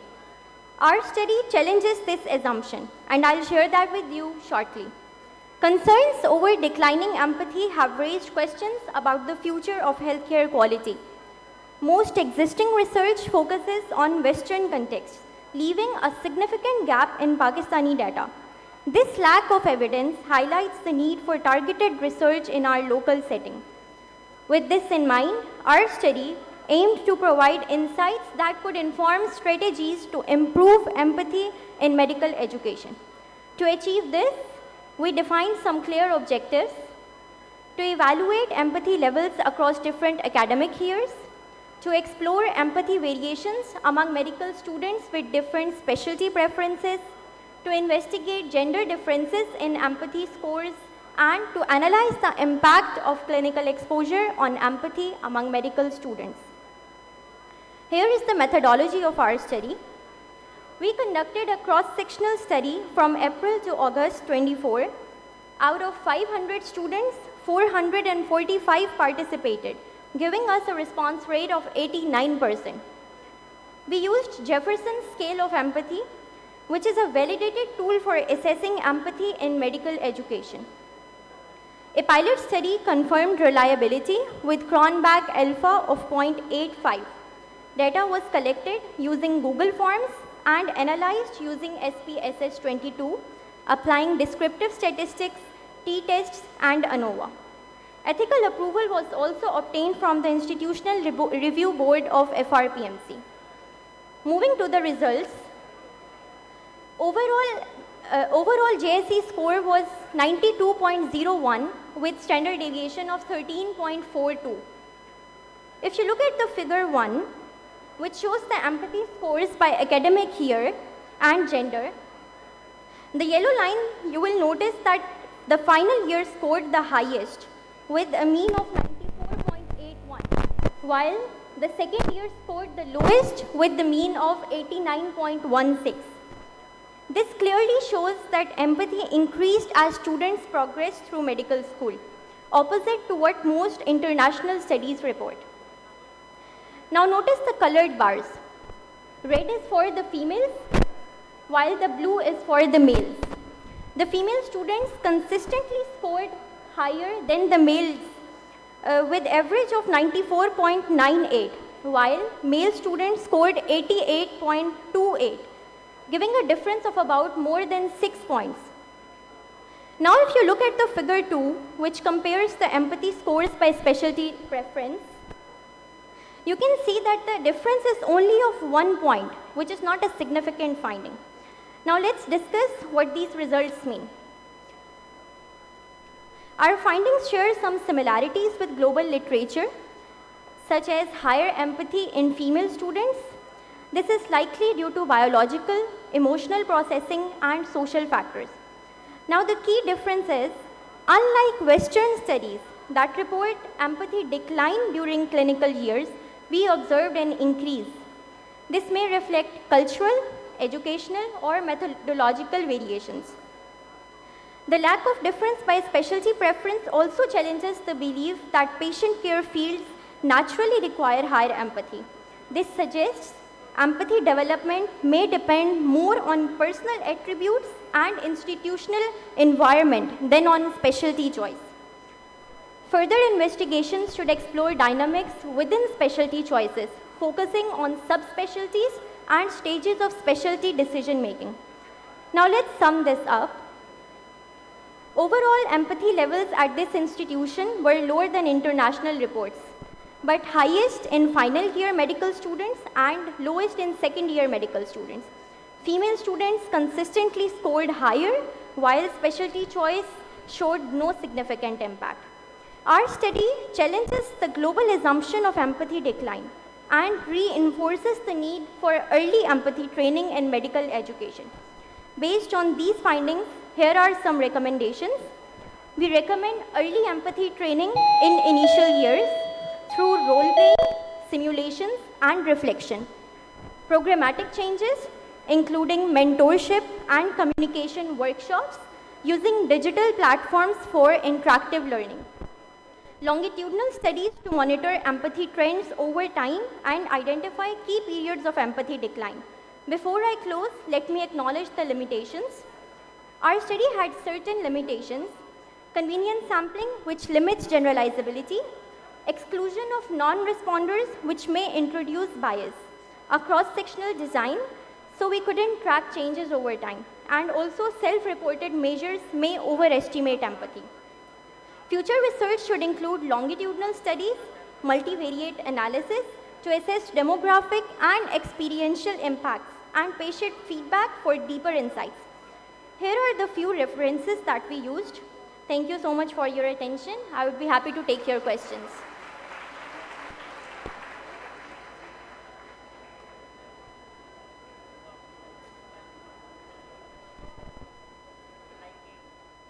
Thank you very much, Aisha, for a very well-structured paper. Our next presenter is Masooma Batul from People's University of Medical and Health Sciences, Nawabshah, to present her research on pattern of self-medication and use of prescription-only medication amongst undergraduate students of People's University, Nawabshah.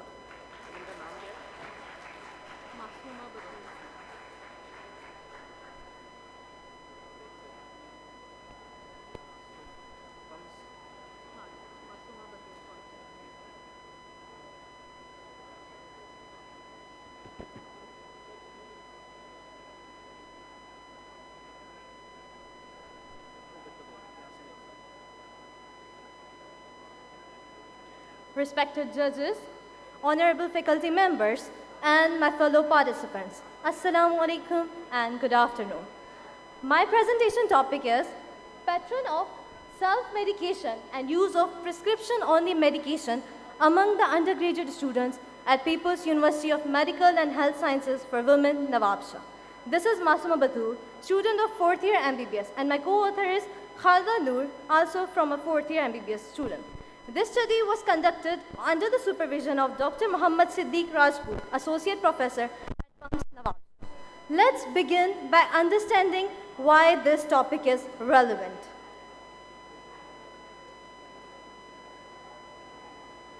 Imagine waking up with a headache or mild fever.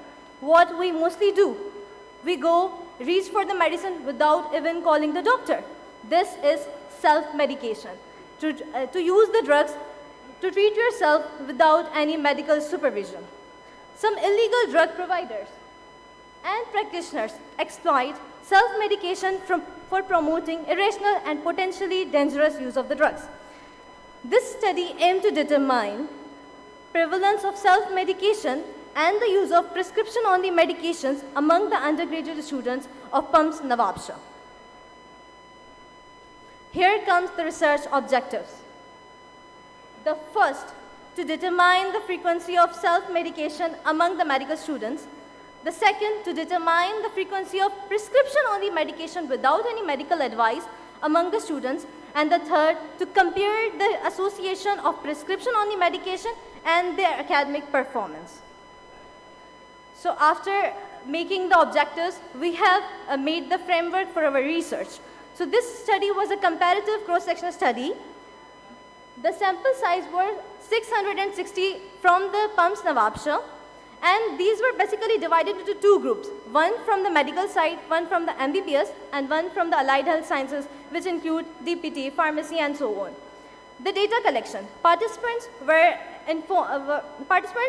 fulfilling the inclusion criteria were selected by simple random sampling, and those with chronic illnesses and those who were unwilling to participate were excluded.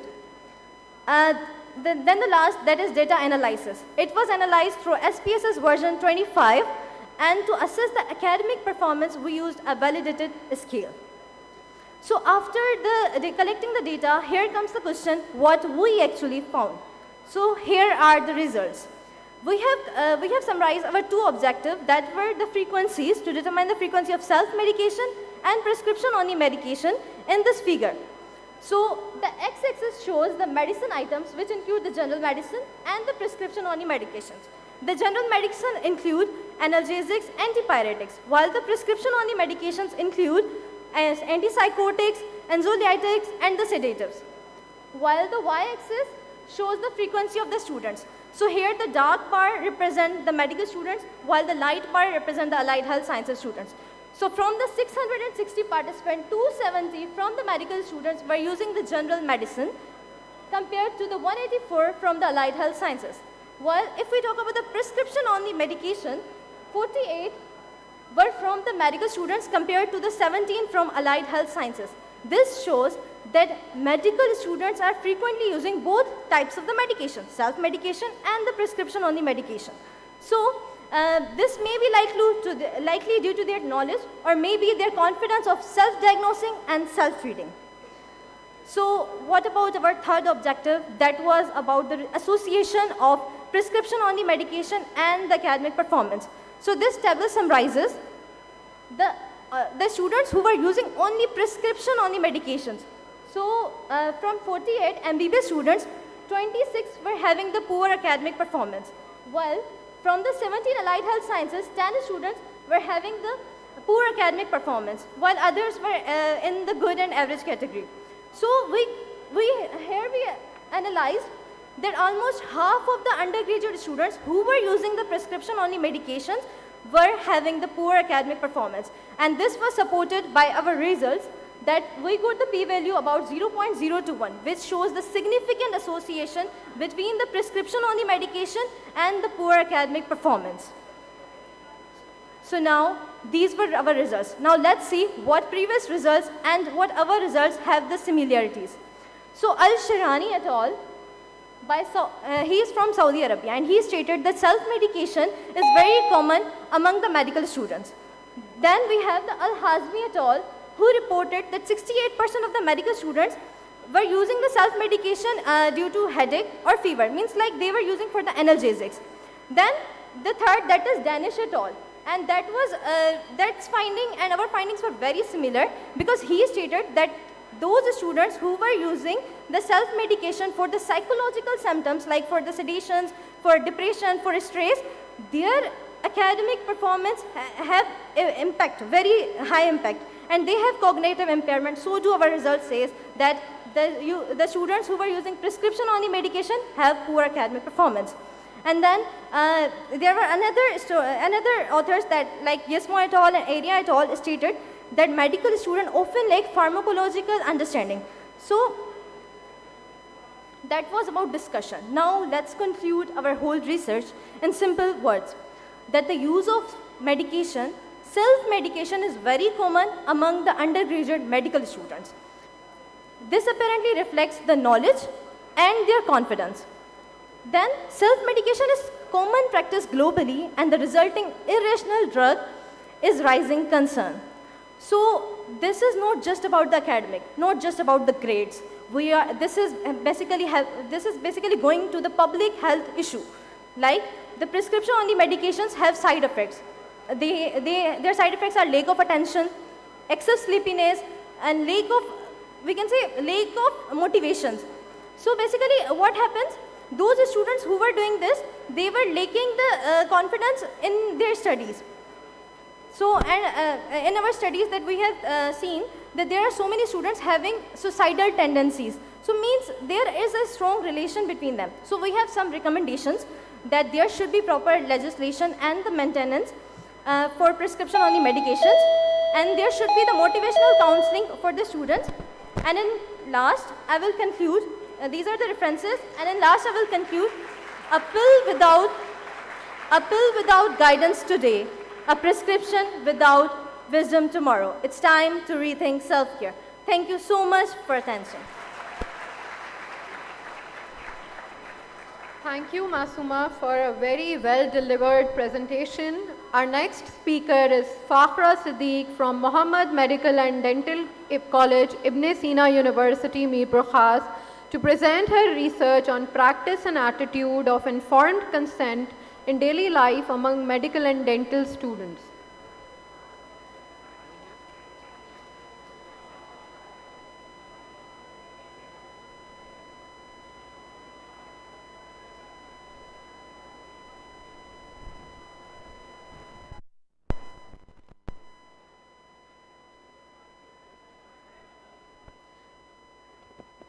Bismillahirrahmanirrahim.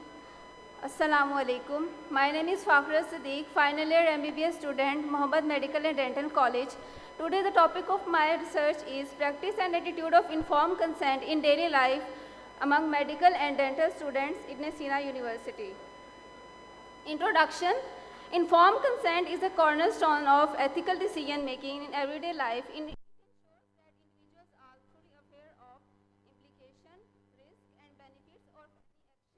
Decision they participate in, whether in medical procedures, legal agreement, or even routine interactions. Rational, the practice and attitude toward the informed consent in daily life are essential for fostering transparency, trust, mutual respect, interpersonal and professional interactions. Objective: to find out the prevalence of practice and attitude of informed consent among dental and medical students of MMDC and Ibn Sina University. Methodology: the study design was cross-sectional study. Study setting was students of MMDC and Ibn Sina University. Study duration was conducted from March to September 2024. Study population was MBBS, BDS, deputy students of MMDC. Method of data collection was questionnaire distribution, statistical analysis by SPSS version 2022, and ethical approval by ethical committee of MMDC. So results: 37.14% male and 75.78% female reported that they are aware of term informed consent. 52.2% male and 53% female reported that they have knowledge about the informed consent. 43.8% male and 50.5% female reported that importance of practice of informed consent in their daily life. 55% male and 47% female reported that informed consent is very important in daily activities and interactions. 61% male and 44% female agreed that informed consent respects the individual's autonomy. 39% male and 45% female agreed that informed consent is more of a legal formality than practice of ethical significance. The necessity of informed consent was highly appreciated in the medical procedure, which was 88%, in decision making and conducting research was 90%, personal data was 59.5%, and university course was 85.5%. 57.1% male and 63.1% female reported that they do not have been asked about informed consent in any non-medical circumstances. 46.6% male and 45.2% female reported that they feel confident in their ability to give the informed consent. 33.3% male and 28.4% female reported that they feel complexity of information while giving the informed consent. 81.9% male and 82.1% female reported that there should be prominence of informed consent in university curriculum. 41.9% male and 33.6% female reported consent is sometimes challenging in language barrier and culture differences. 68.5% male and 55.7% female agreed that consent protects the individual autonomy in ethics. So, conclusion: the majority of the medical students have awareness about the practice of informed consent in their daily life, but the female and the urban population get the more importance of the informed consent in their daily life. The participants agree about the necessity of the informed consent is highly appreciated for the medical treatment, in decision making, conducting research, personal data, and university courses. Here are the reference. So recommended that the informed consent be treated as a clear, respectful, and ongoing communication process. Individuals should receive all necessary information in simple, understandable language, including the purpose, risk, benefits, and alternative to propose intervention and the study. Thank you so much.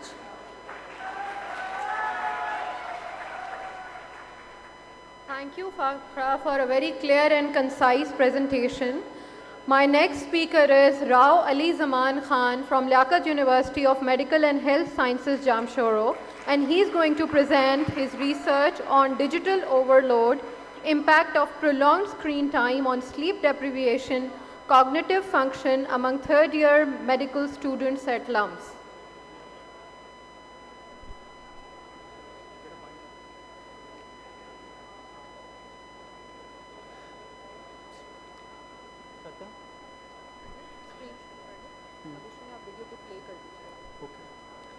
Bismillahirrahmanirrahim. Assalamu alaikum, esteemed faculty members and fellow colleagues.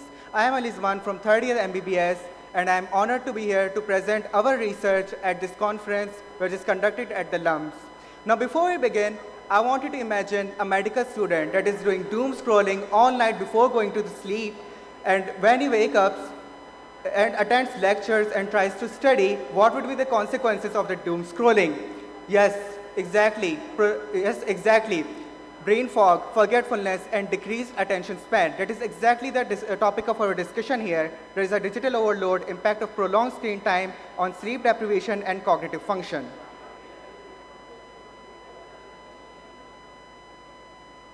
Now, briefly explaining the background of our research, we know that we are living in a digitalized era where screen-based learning is essential for medical students, whether it's taking the lectures online or reading the PDFs. And we know that it is a proven fact that the blue light emitted by such devices can suppress our melatonin, which disturbs our sleep and causes sleep deprivation, which ultimately causes the impairment of the cognitive functions like attention, memory, and learning, which are the critical functions for a medical student.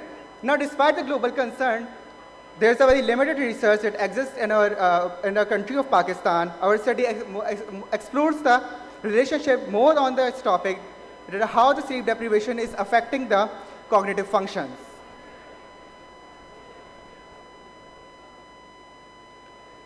Now, let's take a look at the objectives. Our first objective was to examine the relationship between screen time before going to the bed and the relationship with the sleep deprivation among the third-year MBBS students. And the second objective was to assess how the sleep status is affecting our cognitive functions. Now, moving on to the research methodology, we performed a cross-sectional study for about 3 months and collected data for about 184 MBBS students. We used a simple random sampling with inclusion criteria of the third-year MBBS students at LUMS and excluding the non-MBBS students and with any sleep disorder and excluding the factors like caffeine and stress.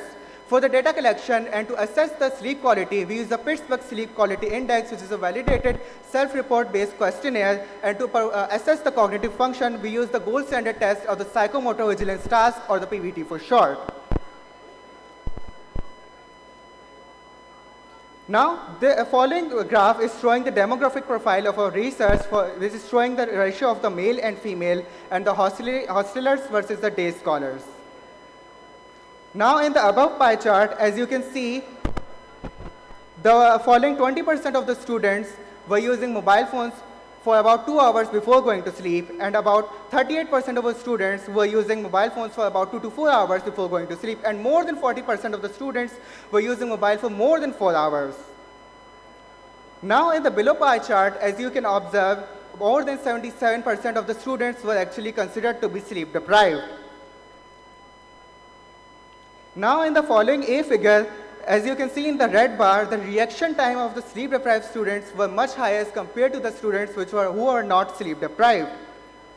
Now, in the B figure, as you can see, which is showing the comparison of the screen time versus sleep deprivation, and in the following, this third one, red bar, as you can see, the students who were using mobile for more than 4 hours before going to the bed had much higher reaction time as compared to those who were using mobile phones for much less hours.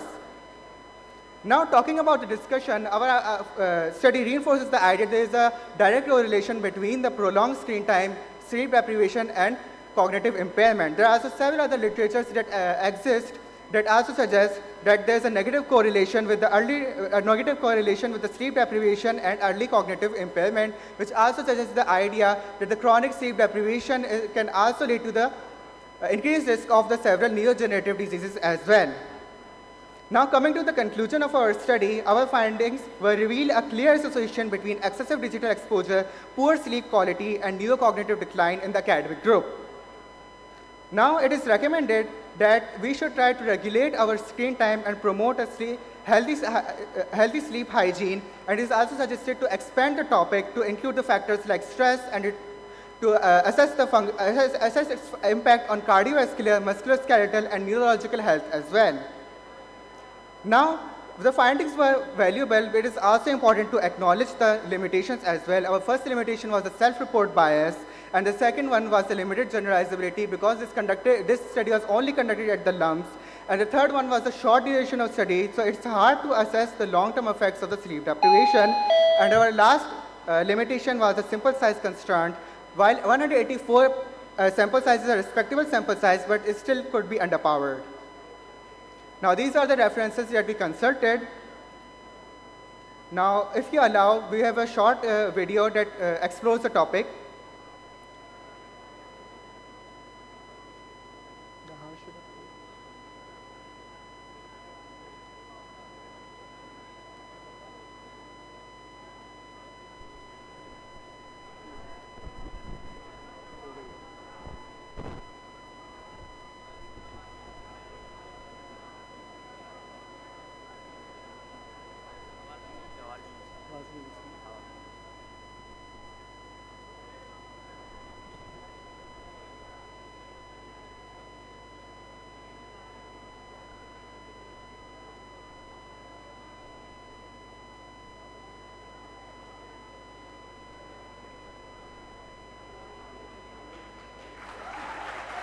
Now at the end, I would like to thank you, our worthy supervisor, Dr. Javedia Hamid.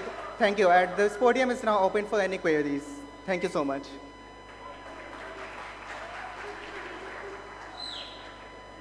Thank you very much, Rao Ali Zaman. It was a very interesting research. Our next presenter is Arisha from Indus Medical College, Tando Mohammad Khan, and she'll share her research work on social media usage by children and adolescents and its effect on their academic performance.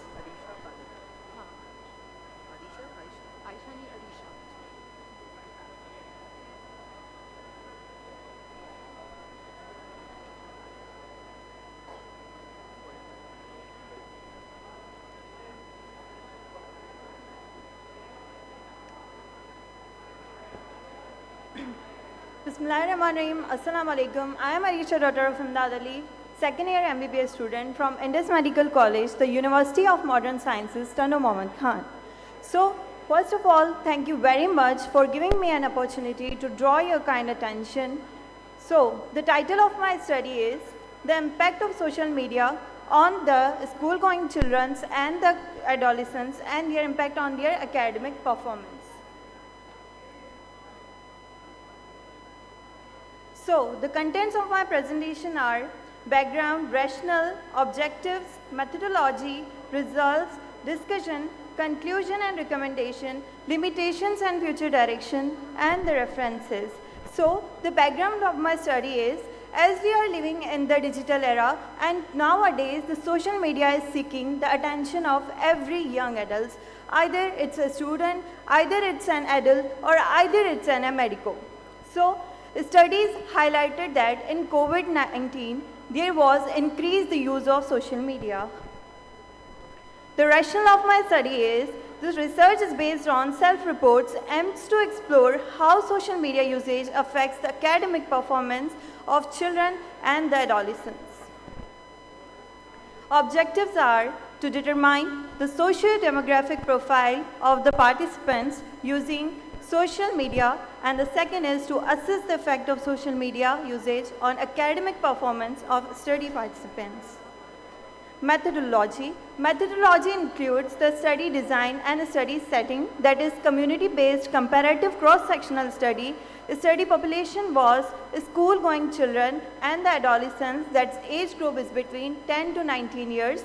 The students whose age is less than 15 years, their respondents were their parents or their guardians. The sample size is basically the 82 subjects were selected by snowball sampling and their respondents were their parents or their guardians. Data collection tool and data analysis. So the data collection tool includes the questionnaire that was basically related to their daily screen time, their academic performance, and the platforms that they use the most, and the data analysis was done in the SPSS version 28.0. The results. Now, I'm going to summarize the results in which the 45.2% participants were social media belong to the age group 17 to 19 years old, with male 53.1% males against 46.9% females. And the daily average screen time is more than 5 hours, that was reported by 37% of the participants. The YouTube was used by 50.6% of participants, and the 63% of the participants were using social media a point that the ability of critical thinking was affected badly. Now, these are some charts that are showing that they are basically summarizing the most used platform, and the participation of the candidate, that is 46.9% females and the 53.1% are males, and the lower chart is showing basically the screen time that was used by them. Now the discussion, basically this study and the study that was made in Iran, the 57.7% of the children were using the social media. Researches conducted in the Bangladesh and India, 89% and 76% of the participants were using social media, in which 67% and 53% of the participants were badly affecting their academic performance. The social media overusage has a negative implication on academic performance and a student as a whole. Conclusion and the recommendations. My conclusion is the present research demonstrated that social media usage affect the academic performance, which need to be addressed. And the recommendations are, student awareness programs are suggested regarding limiting screen time, and the students should be better trained to enhance their academic oriented usage of social media.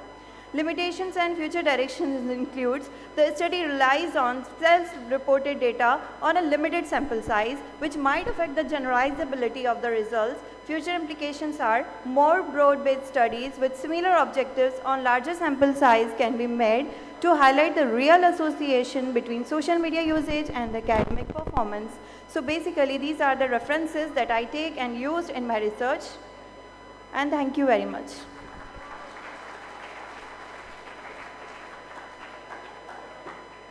Thank you, Dr. Arisha, for a well-drafted research. My next presenter is Preh Abdul Sattar from ISRA University, Hyderabad, and she is going to present her research on prevalence of primary dysmenorrhea in undergraduate female students.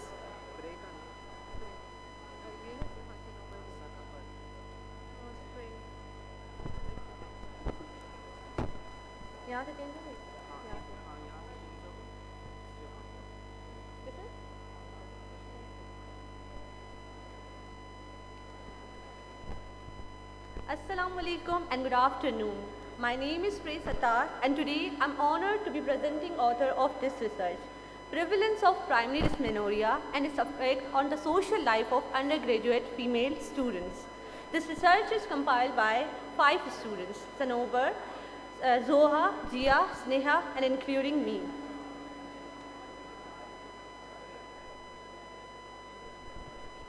The primary reason for choosing this topic is that dysmenorrhea is very common among females, often caused by hormonal imbalance and elevated prostaglandin, which leads to severe uterine contraction.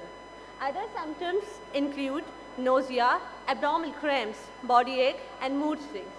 Dysmenorrhea often results in delayed work, decreased productivity, and mental and physical distress. The main reason for choosing this topic was to enlighten the authorities that how dysmenorrhea affects a woman's productivity, flexibility, and focus, leading her to fall behind in the academic commitments. Countries like Spain, South Korea, and Indonesia offers 2 days leave to women per month. The main objective of our research was to assess the prevalence of primary dysmenorrhea in undergraduate female students and generally how it affects their social life, and what challenges she can come across while trying to assess their rightful leaves and their mental and physical health status. The methodology of our research is that this was a cross-sectional study carried out on undergraduate female students, 200 undergraduate female students. Data was collected through a closed-end questionnaire and analyzed accordingly using Google Forms. This is our result. 71%, there is a prevalence of dysmenorrhea among the 71% of females. I will just concise it in the pie chart. As shown in the first pie chart, that prevalence of as shown in the first pie chart, 83% participants want awareness campaigns on dysmenorrhea, and dysmenorrhea affected 67% concentration, among which 35% were severely affected and 3% were mildly.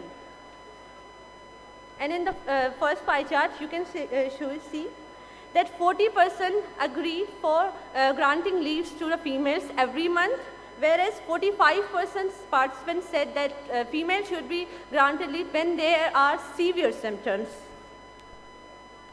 In the conclusion, that dysmenorrhea is very common and cause significant academic and psychological stress. So, in the light of our research, it is recommended that policies should be made and emphasized upon all institutes as they are implemented in many parts of the world. We urge authorities of Pakistan to make policies in the favor for granting 2 days leaves to women every month and take other appropriate measures also. For the limitations, we just make the questions, collecting samples and compile them in 250 words. For the future directions, we want that there should be awareness campaigns on the cause and the management of primary dysmenorrhea should be introduced in schools, colleges and universities. And also there should be a contrasting features and signs and symptoms between primary and secondary dysmenorrhea. And these are the references that we use. And thank you. Any question? Thank you, Prey, for an insightful presentation. Now we have the last presentation of today's free paper session by Ali Hassan Palijo from Bilawal Medical College, and he will present a research on association between dietary habits, sleep patterns, physical activity and obesity among medical students.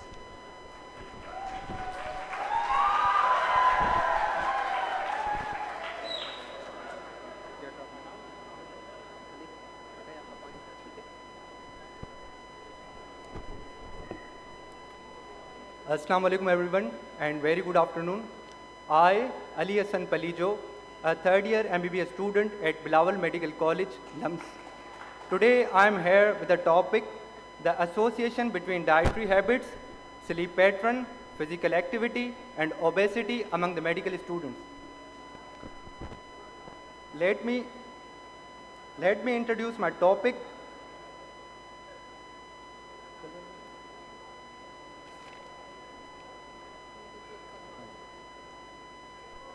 Let me introduce my topic, obesity. Obesity is becoming a global health concern, and previously it was mostly seen in developed nations, but due to urbanization and lifestyle changes, now it is also seen in underdeveloping countries. According to statistics of 2005, approximately 23% of the global population were overweight, and 9.8% of the global population were obese. And the recent WHO statistics of 2022, approximately 43% global population were overweight, while 16% were obese. And the projected statistics for 2030, the 38% of the global population were overweight and 20% will be obese. Now moving towards the background of our study. Obesity is not just a cosmetic issue, but it is influenced by genetics, behavioral and environmental factors such as unhealthy diets, sedentary lifestyle, and poor energy balance, with increasing risk of cardiovascular disease, diabetes, chronic respiratory disease, and cancers. This problem is rapidly growing in Pakistan, and the medical students are especially at high risk due to academic stress, irregular eating habits, and reduced physical activity. The aim of our study was to determine the prevalence of obesity among the medical student and to explore the relationship between dietary habits, sleep pattern, and physical activity with body mass index. Moving onwards to the methodology, a cross-sectional study was conducted at Lumhs, Jamshoro, and the data was collected by using survey-based structured questionnaire, and then the data analyzed in SPSS latest version with t-test and chi-square test, and the p-value 0.05 was considered statistically significant. So the results of our study came out as here the BMI 23.5 kilogram per meter square. Look at here the bar chart. The 7% of the students were obese, and the 20% were overweight, 62% were normal weight, and 11% of the students were underweight. And obesity was more prevalent in males as compared to females. The study found a significant association between physical activity and obesity, as a student with normal weight reported that the exercising more regularly as compared to those who were obese. The dietary habits also show a strong association with obesity, and the overweight student consumed more fast food than the normal weight. In contrast, no significant association was observed between the sleep pattern and obesity, although obese students shows irregular sleeping less than 6 hours or more than 8 hours. The results are consistent with international literature. A study from Greece reported that the 40% male and the 23% female medical students were overweight or obese. Another South Asian studies also highlight that the male students are more prone to obesity than the females. The physical inactivity has been identified as a major contributor to obesity, with reduced energy expenditure playing a bigger role than excessive food intake. Similarly, a frequent consumption of fast food has been associated with obesity and insulin resistance. Now moving towards the conclusion of our study, the obesity and overweight are growing concern among the medical students. The male medical students are at higher risk. The low physical activity and fast food consumption has strong links to the obesity, while a sleep pattern shows no significant role in this study. So we need to promote healthier lifestyle for future doctors. And lastly, we have recommendations and limitations. There is a need to promote health awareness programs in the medical colleges. The initiatives such as encouraging regular physical activity, limiting fast food consumption, organizing stress management workshops, and routine body mass index screening can be beneficial. The medical students should be guided to adopt healthier lifestyle, as they will serve as a role models for the community in the future. This study has certain limitations.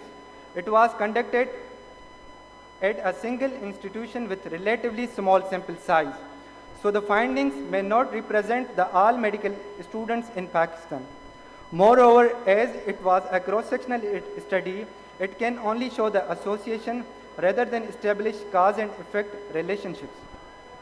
Here are the references of the study, and thank you.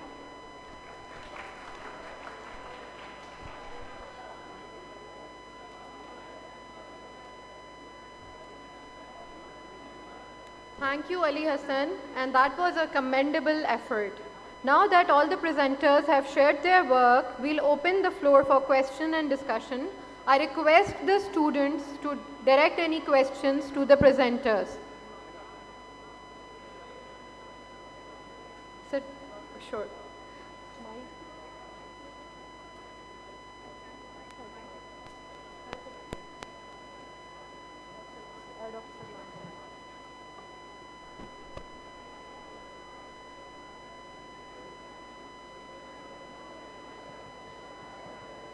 Assalamualaikum. Although the question was directed for the students, so considering myself as a student, so my question is for Masuma. Is she Dr. here? Masuma Batul. Masuma, wonderful presentation, and the way you presented it was really good. I have just one question here. In your research, self-medication group was consuming analgesic and antipyretic, correct? Right. So how do you link, as a research, how do you link antipyretic and analgesic with their declining academic performance? So that have a question in my mind. Sir, can I answer in Urdu? Oh yes, of course, बिल्कुल. Okay. Sir, basically self-medication का और academic performance का relation नहीं था. Prescription only medication without medical advice और academic performance का था. तो उसमें हमारे पास sedatives, antipsychotics, antidepressants आ गए. Thank you. अच्छा, उसमें भी further question है कि did you even segregate के कौन सी ड्रग्स ज़्यादा कंज्यूम हो रही थी, कौन सा ग्रुप ज़्यादा कंज्यूम हो रहा था? सर हमारे पास जो एंटी डिप्रेसेंट्स हैं, क्योंकि एकेडमिक परफॉर्मेंस की वजह से स्टूडेंट्स में स्ट्रेस लेवल ज़्यादा है, तो वो एंटी सेडेटिव्स की जगह वो एंटी डिप्रेसेंट्स उसमें ज़्यादा देखा गया. वो हमारे आर्टिकल में रिजल्ट में mention. Now clear to me. Thank you so much. Thank you very much, sir, for your question, and thank you, Masuma, for your prompt response. So, today's session has been a testament to the fact that learning does not end in the classrooms alone. It thrives in research, curiosity, and courage to present ideas. I sincerely hope that this platform continues to inspire more students to contribute to the scientific advancement. Before we move to the certificate distribution, I would like to request our respected chairs to kindly share their concluding thoughts. Professor Mohammad Sohail and Professor Saifullah Jamshoro and Professor Sarwar Qureshi for their concluding remarks. Assalamu alaikum. Almost very nice presentation by almost 99% of the students. They have worked hard, as well as their supervisors have also worked hard. It was difficult for us to give the position for any, it was difficult work. But above all, I will give one suggestion that from the next year, the Indus Medical College, the college from the Mirpur Khas and from Nawab Shah, ISRA, they should take the lead to organize this Murc 2026 or Murc 2027. So every college, every university should have contribution in this research studies. And thank you very much.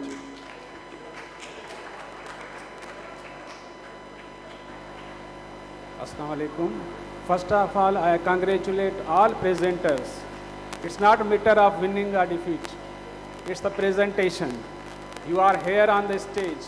You have presented your paper. And this shows your commitment towards the research. And the stage provided by LUMS is very good. Many of the young students, classes of all MBBS, BDS, and nursing, all are participating.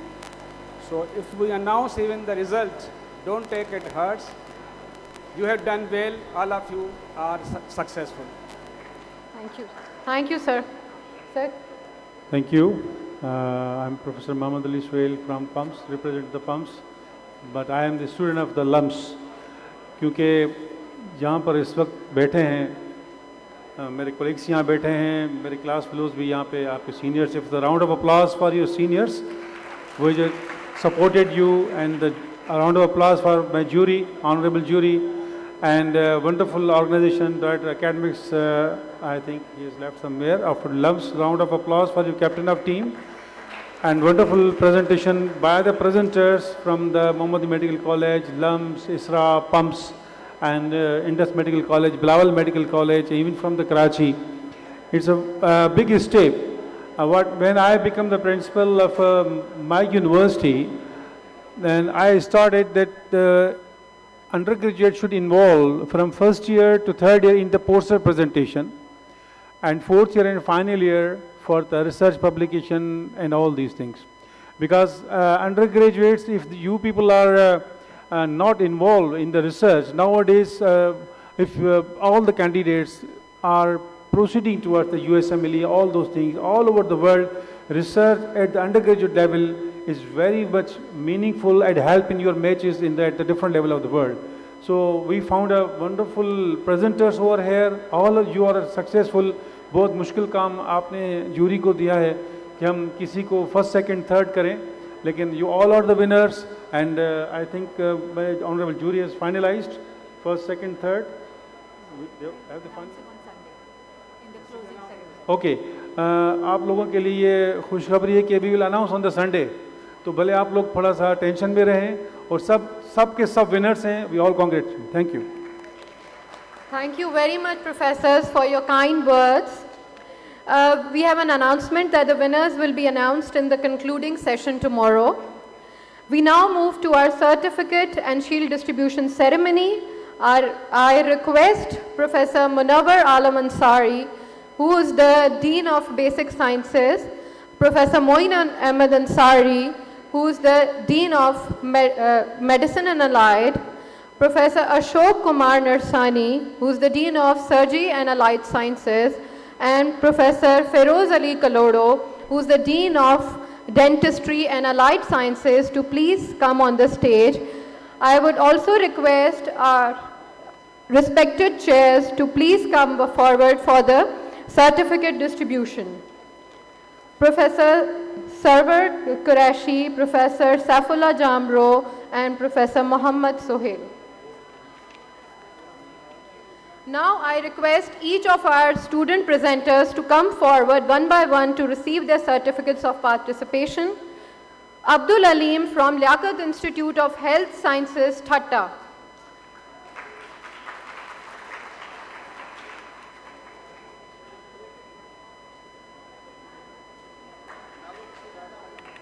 Abdul Aleem from Liaquat Institute of Health Sciences, Thatta. Aisha Khalid, Fazaiya Ruth Fao Medical College, Karachi. Masooma Batul from People's University of Medical and Health Sciences. Fakhra Siddiq from Muhammad Medical and Dental College, Mirpur Khas. Rao Ali Zaman Khan from Lumhs. Arisha from Indus Medical College. Sanobar Zulfikar from Isra University, Hyderabad. Ali Hassan Palijo from Bilawal Medical College.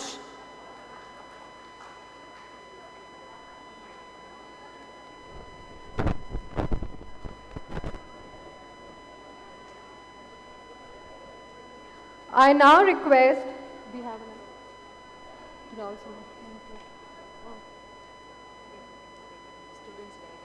okay. Institute of Medical and Health Sciences.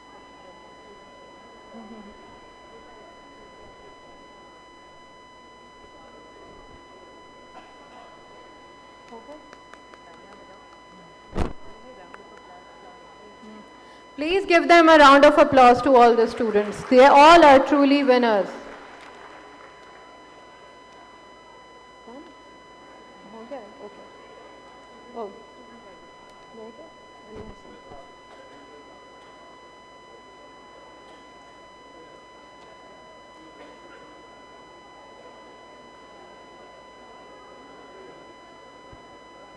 I now request Professor Munawwar Alam Ansari to present a shield to Dr. Muhammad Sohail as a token of appreciation.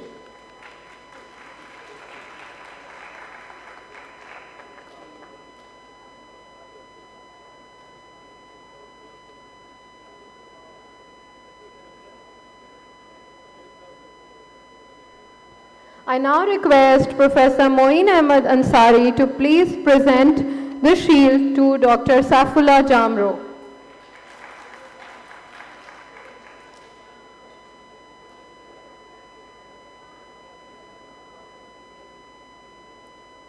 I request Professor Feroz Ali Kalodor to present shield to Dr. Sarwar Qureshi.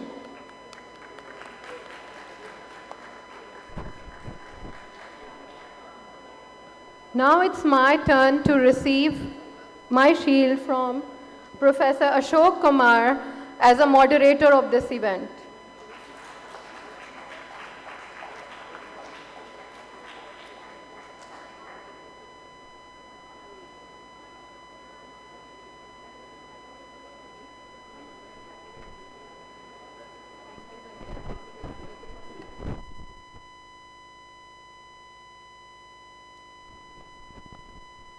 Thank you very much, ladies and gentlemen.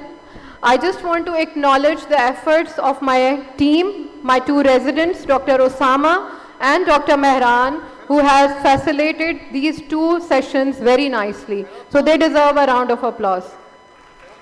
Thank you very much.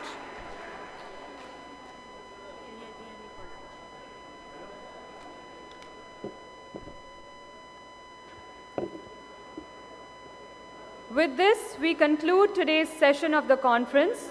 On behalf of the organizing committee, I extend my sincere gratitude to all the distinguished chairs, moderators, presenters, panelists, and vibrant audience for making today a success. We look forward to welcoming you all again tomorrow for the next sessions. Faculty members, you are requested to please move towards DME for the lunch, and students, you may proceed towards the lobby for the lunch. You will receive lunch after showing the lunch coupons. Thank you so much. Allah Hafiz.